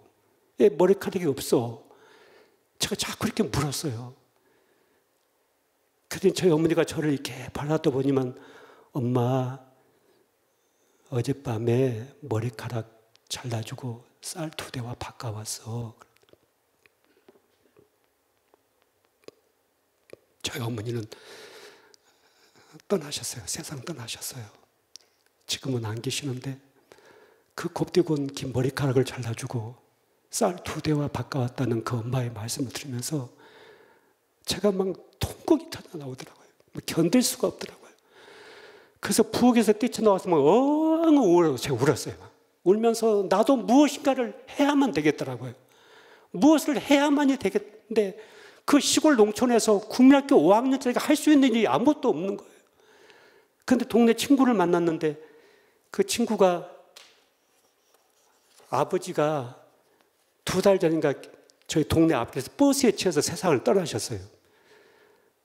그런데 이 친구가 버스 회사에서 자기 집에 돈을 많이 가지고 왔다는 얘기를 저한테 해준 적이 있었어요.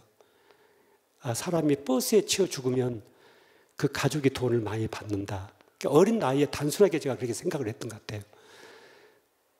그러니까 유자료를 받은 것인데, 나중에 생각해 보니까 제가 마음속에 나도 차에 치여서 죽으면 우리 엄마 아빠가 돈을 많이 받을 수 있겠다, 이 생각을 제가 했어요. 그리고 정말 뿌옇게 먼지를 풍기는 신장로길에 제가 어느 날 서 있었어요. 그때 트럭들이 여러 대가 이렇게 지나가고 있었는데 그 앞에서 뛰어들까 말까. 근데 제가 뛰어들지 못하고 지금 여기 있어요. 만약 제가 그때 뛰어들었다고 한다면은 우리 어머니, 아버지는 내 생명의 가치를 얼마 정도 평가를 받을 수 있었을까요? 100만 원 받을 수 있었을까? 아니면 200만 원 받을 수 있었을까? 나는 나라고 하는 존재 가치를 단돈 100만 원, 200만 원처럼 생각하면서 살았던 사람이었어요. 그러던 내가 예수를 믿게 됐어요. 그리고 오늘 이 성경 마가복음 5장을 읽게 됐어요. 한 청년의 정신을 온전케 하기 위해서 돼지 2,000마리를 허비해내시고 온 천하를 주고도 한 목숨을 바꿀 수 없다고 말씀하셨던 그 예수님께서 나와 예수님을 바꾸기 위해서 하늘과 땅 사이에 메어 달리시고 머리에는 가시면류관을 쓰시고 양손에 못을 박히시고 양발에 못을 박히시고 피 한 물을 콸콸 쏟아가시면서 그 피 묻은 한 손은 내 손을 붙잡으시고 한 손은 하나님 아버지 손을 붙잡으시고 내 이름을 부르고 하나님을 이름을 부르시면서 십자가에 돌아가셨던 그 예수 그리스도의 십자가의 그 사건을 내가 내 것으로 체험하게 됐을 때 비로소 그 십자가를 통해서 나를 보기 시작한 거예요. 거기 보니까 거기 진짜 내가 있었습니다. 그러면서 내 자존감이 달라지기 시작했습니다. 나라는 존재 가치가 달라지기 시작했습니다. 나는 그때 제가 제 가슴을 치면서 한마디가 있었습니다. 나는 그럭저럭 살지 않겠다. 나는 유대하게 살겠다. 나는 아무렇게 살지 않겠다. 나를 위해서 십자가에 매어 달리신 예수 그리스도 그 예수님 때문에 나는 살아야 된다. 나는 유대하게 살아야 된다. 그 삶이 여기까지 저를 끌고 왔고, 여러분 충청북도에서 국민 훈장을 받은 목사는 저 한 사람이 있다고 합니다. 제가 나라에서 국민 훈장까지 받았습니다. 어떻게 제가 제 삶을 그렇게까지 끌고 갈 수 있었을까? 내 자존감이 바뀌어졌기 때문이었습니다. 여러분, 십자가를 통해서 나를 봐야만이 그게 진짜입니다. 내 부모가 나를 뭐라고 말을 했는가? 선생님이 나에 대해서 뭐라고 말을 했는가? 친구들이 나에 대해서 뭐라고 말을 했는가? 이것은 전부 다 거짓말입니다. 하나님이 나에게 하시지 않은 말은 전부 다 거짓말입니다. 하나님이 나에 대해서 뭐라고 말을 했는가? 아무개야, 너는 내 딸이다. 너는 내 아들이다. 너는 내 것이다. 내가 너를 불 가운데로 지날 때, 물 가운데 지날 때 너를 지킬 것이다. 너를 보호할 것이다. 세상 끝날까지 너와 함께 할 것이다. 여러분 자신들을 하나님의 말씀 앞에, 거룩한 말씀 앞에 이 시간 내어놓으시길 바랍니다. 여러분 여기 보세요. 이게 얼마짜리입니까? 누가 5만 원 그랬어요? 크게 손 들어보세요. 누구세요? 방금 거기 5만 원짜리 없어요? 여기 이거 얼마짜리예요? 왜 말을 안 하세요? 안 만져보셨어요? 얼마짜리예요? 5만 원짜리. 내가 5만 원 줄 테니까 좀 더 나오세요. 말했어요. 여러분, 이 5만 원짜리가 이렇게 해서 5만 원짜리죠. 그런데 이게 좀 구겨져 있어도 이건 여전히 5만 원짜리죠. 그렇죠. 5만 원 가치가 있는 거죠. 이게 땅바닥에 떨어져 가지고요, 막 발로 막 이게 막 밟혀 있어도 이건 여전히 5만 원 가치가 있는 것이죠. 이게 좀 찢어져 있어도 이건 여전히 5만 원 가치가 있는 것이죠. 자, 원래 빨리 나와서 받으세요. 빨리 나와요.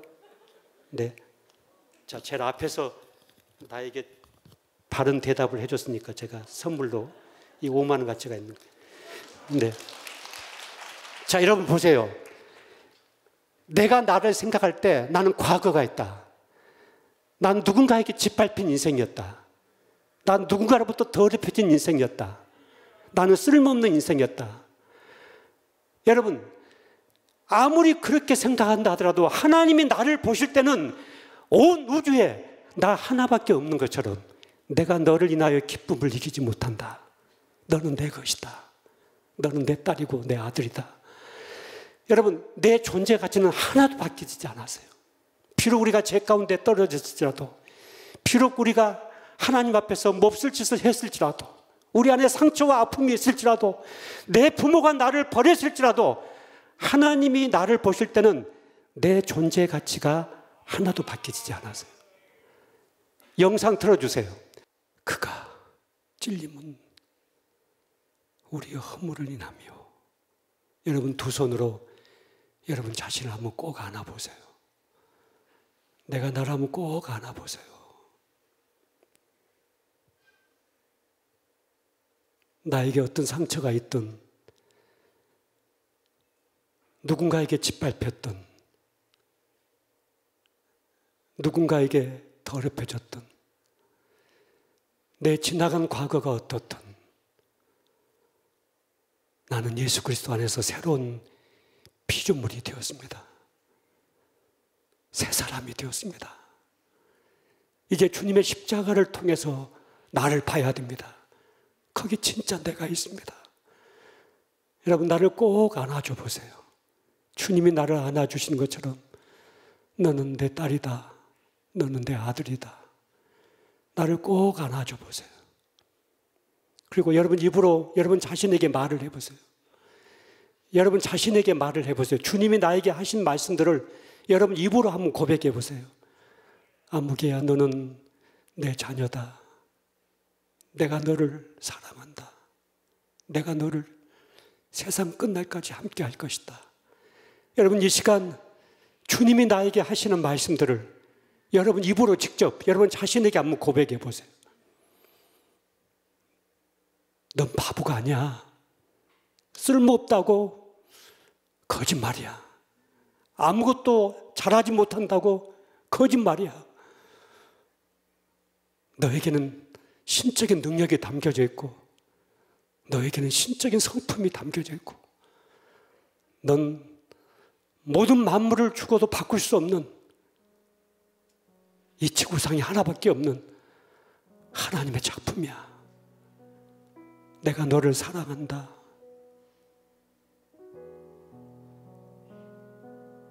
여러분, 하나님이 내 아버지세요. 하나님 아버지, 아버지 하고 한번 불러보세요. 아버지, 아버지, 아버지. 내 부모는 나를 버릴 수도 있어요. 내 육신의 아버지는 나를 거부할 수도 있어요. 하나님은 내 아버지시기 때문에 내가 너를 영접한다고 약속하십니다. 아버지, 아버지,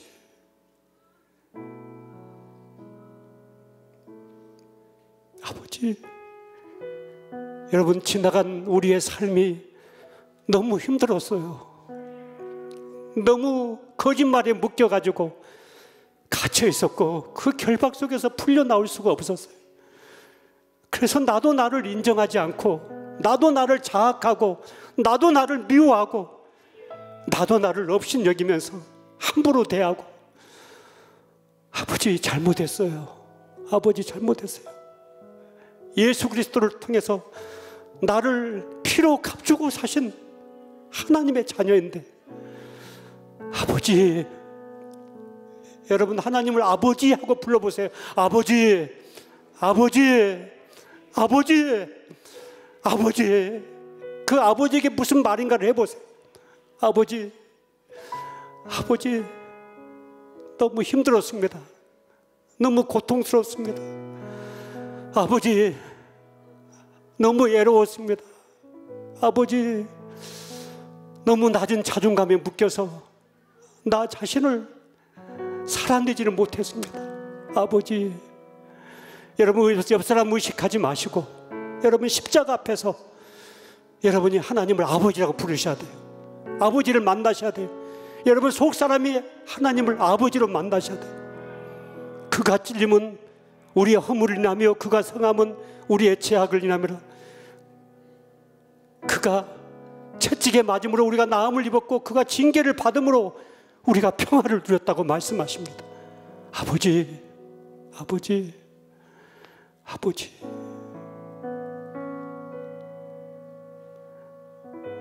세상 살기가 너무 힘이 들어서 자꾸 죽고 싶다는 생각을 갖는 분이 이 자리에 계세요. 그분이 누구세요? 자꾸 그런 생각이 드는 분이 누구세요? 그분이 이 시간 하나님께 말씀을 드리세요. 하나님, 나에게 자꾸 이런 생각이 듭니다. 내가 하나님의 자녀인데 이렇게 소중한 존재인데 왜 내가 죽어야 됩니까? 예수님을 위해서 살겠습니다.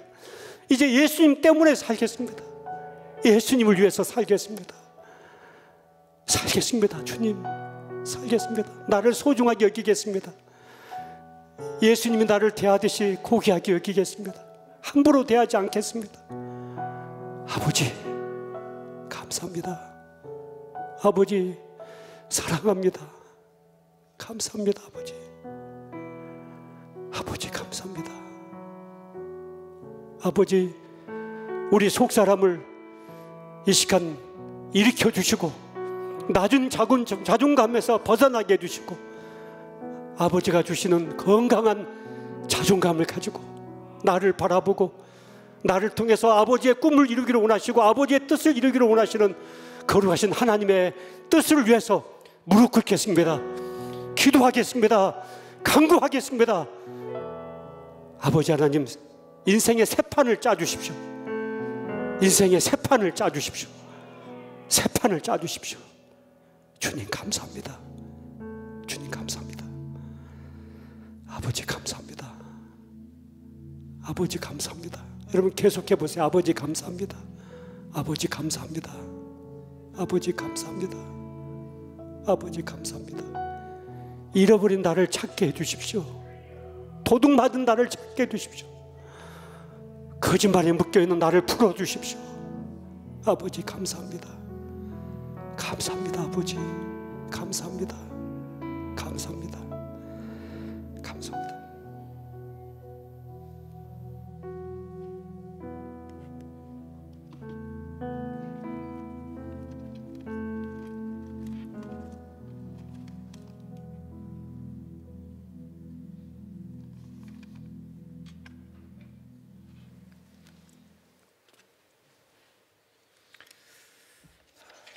우리 찬양 하나 하고 우리 조금 더 기도하겠습니다. 우리 조명은 아까 기도하는 분위기로 해주시고요.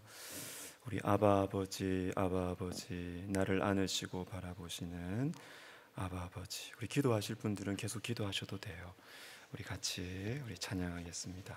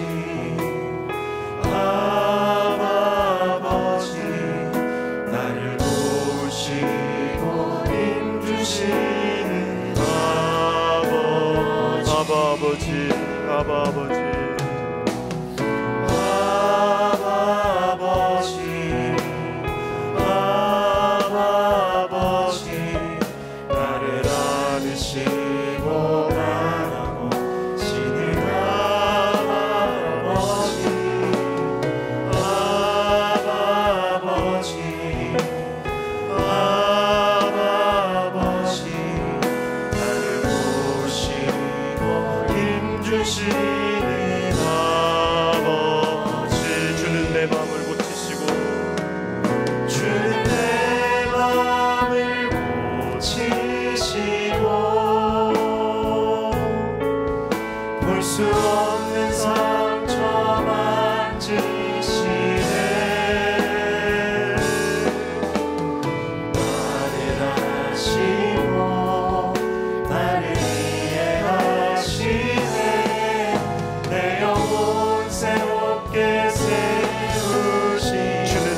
고치시고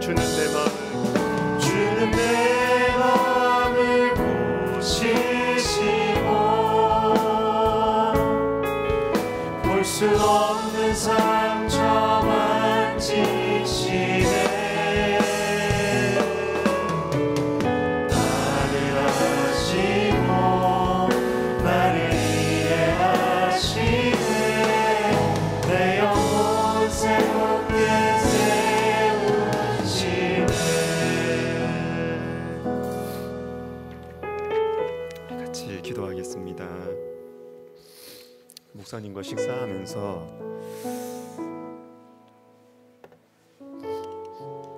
이런 말씀 하시더라고요. 사람은 바뀌지 않는다라는 그 거짓말. 사람은 바뀌지 않는다. 그 거짓말에 사람들이 쏘가 넘어간다. 여러분, 예수님의 복음으로 우리 바뀔 수 있어요. 내가 미워하는 사람들, 나를 너무 힘들게 하는 사람도 예수님 복음으로 바뀔 수 있어요. 예수의 이름으로 기도하면 바뀔 수 있어요. 사단의 거짓말에 속지 마세요. 여러분의 인생의 경험으로 하나님의 능력을 제한하지 마세요. 사람 바뀔 수 있습니다. 사람이 안 바뀌면 예수님 왜 죽으셨어요? 왜? 우리 시간 기도합시다. 주님의 복음으로, 주님의 그 십자가의 복음으로 주님 내 인생 변화될 수 있습니다. 주님 우리 가정 변화될 수 있습니다. 주님 난 변화될 수 있습니다. 우리 시간 주님의 이름을 부르며 아버지, 우리 같이 기도하겠습니다. 아버지, 아버지, 아버지, 아버지. 사단이 우리에게 던져주는 이 독초와 같은 생각들, 예수님도 사람 못 바꾼다고, 예수님도 사람 못 바꾼다고. 하나님, 내 인생은 예수님도 고칠 수 없다고, 내 상처는 예수님도 바꿀 수 없다고. 하나님 아버지, 이 거짓말 하나님 우리가 예수의 이름으로 끊어내기를 원합니다. 하나님 아버지, 하나님 아버지, 나는 이제는 예수님 때문에 주님 내 인생 함부로 살지 않겠습니다. 내 인생 포기하지 않겠습니다. 나에게 맡겨주신 영혼들 포기하지 않겠습니다. 나에게 맡겨주신 영혼들 함부로 대하지 않겠습니다. 예수님 때문에 함부로 대하지 않겠습니다. 나도 함부로 대하지 않겠습니다. 주님, 사단의 거짓말들 주님, 우리가 예수의 이름으로 이겨내겠습니다. 오 하나님 아버지, 하나님 아버지, 주님 우리에게 은혜 베풀어 주시고, 주님 우리의 눈을 열어주시고, 주님 우리에게 성령 부어주시고, 하나님 나는 연약하고, 하나님 내 인생은 짓밟히고 내 인생은 더러워지고 내 인생은 다시 돌리고 싶은 그러한 인생이라 하더라도 나는 여전히 주님의 핏값으로 삼받은 주님의 존귀한 아들 딸임을 주님 내가 고백합니다. 오 하나님 아버지, 하나님 아버지, 도와주시고 인도해 주시옵소서. 여러분, 우리 또 기도해요. 잊혀지지 않을 것 같습니다. 손으로 구기고 발로 짓밟아도 그 5만 원의 가치는 변하지 않는다. 심지어는 찢겨도 그 5만 원의 가치는 변하지 않는다. 여러분, 우리의 인생 밟혔습니까? 누구에게 밟혔습니까? 아니, 지금도 밟혀 있어서 내 인생 끝난 것 같고, 어떤 사건으로 내 인생이 찢겨졌습니까? 되돌릴 수 없을 것 같습니까? 아니요. 우리는 여전히 주님의 자녀예요. 우리 시간 기도합시다. 하나님, 내가 예수님 때문에 내 자신을 함부로 대하지 않겠습니다. 내가 예수님 때문에 내 인생 포기하지 않겠습니다. 내가 예수님 때문에 위대하게 살겠습니다. 우리 시간 우리의 인생을 두고 예수님의 이름으로 축복하면서 우리 같이 기도하겠습니다. 우리 자신을 축복하세요. 축복합시다. 기도하겠습니다. 오 하나님 아버지, 하나님 아버지, 나의 이 더러운 인생, 나의 이 찢겨진 인생, 주님 나의 이 짓밟힌 인생, 주님, 이것을 주님, 그래도 여전히 나는 주님의 자녀. 내 부모도 나를 버렸고, 믿었던 친구도 나를 버렸고, 자식들도 나를 버렸고, 친구도 나를 버렸고, 내가 가졌던 꿈도 나에게는 없고 날아갔고, 나는 더 이상 살 수가 없고, 나는 짐과 같이 여겨지고, 나는 쓰레기같이 여겨지고, 나는 더 이상 살 가치가 없게 느껴지는 하나님, 그러한 우리의 생각, 주님이 거짓된 생각에서 주님, 우리를 건져주시옵소서. 우리 주님께서 사랑하시는 아들입니다. 주님, 저는 주님의 사랑하시는 아들입니다. 주님, 내 사랑하는 자녀들은 주님의 자녀들입니다. 내 사랑하는 아내는 주님의 사랑하는 딸입니다. 내 사랑하는 남편은 주님의 사랑하는 아들입니다.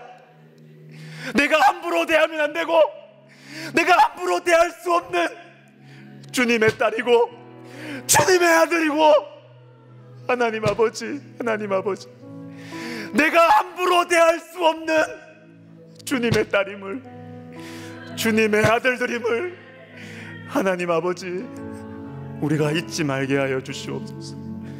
하나님 아버지, 하나님 아버지, 주님 도와주세요. 십자가를 통하여 나를 보고, 십자가를 통하여 자녀를 보고, 십자가를 통하여 아내를 보고 남편을 보는, 십자가를 통하여 부모님을 보는 하나님, 그러한 은혜를, 그러한 눈을 우리에게 허락하여 주세요. 예수님의 십자가의 보혈이, 예수님의 흔적이, 예수님의 피가 묻어있는 사랑하는 아들들, 딸들, 오 하나님 아버지, 하나님, 우리에게 이 복음의 능력, 주님, 이 복음의 핵심과 본질, 주님 우리에게 들려주심을 감사드립니다. 주님, 주님의 이 피가 우리의 가슴 깊은 곳으로 흘러 들어갑니다.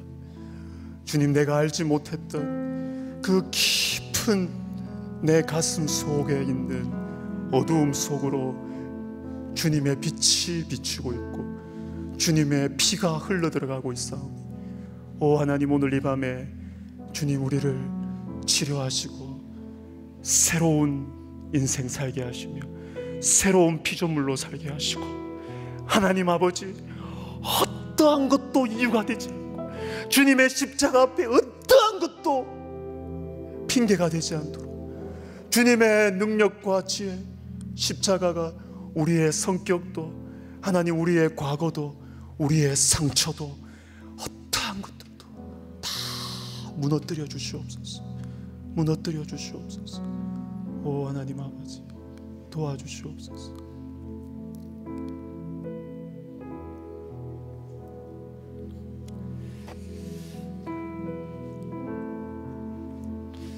우리 마지막으로 한번 기도하면서 이렇게 여러분 개인 기도 하시다가 돌아갔으면 좋겠는데요. 기도를 돕기 위하여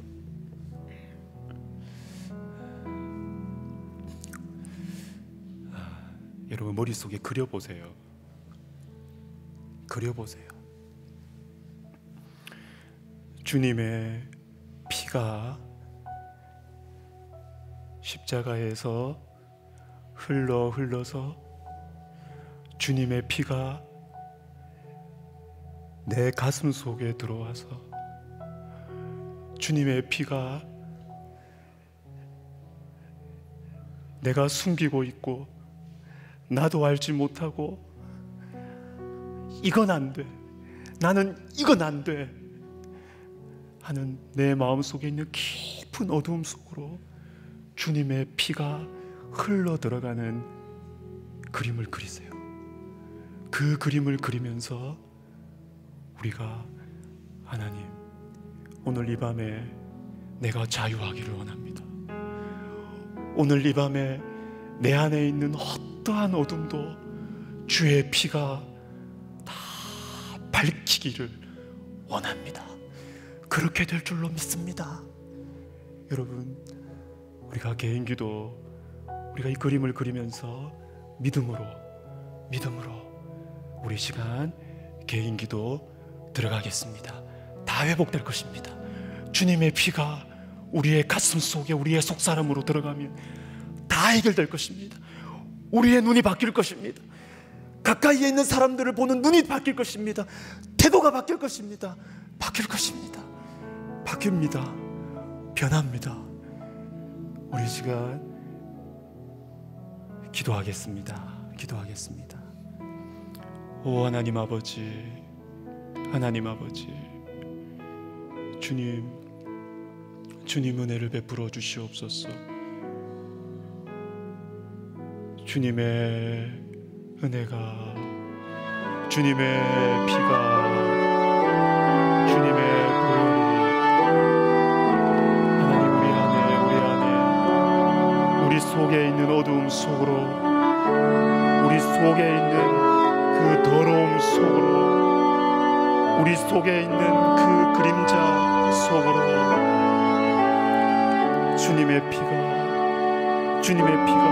흘러들어 우리를 밝히고 우리를 새롭게 하고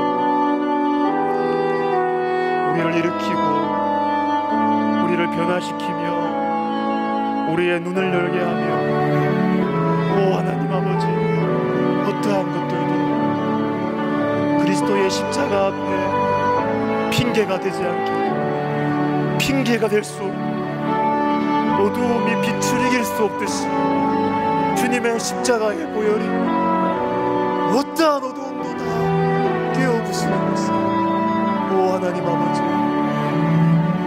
우리가 알고 우리가 오늘 이 밤에 체험하며 하나님 분명한 믿음의 실상을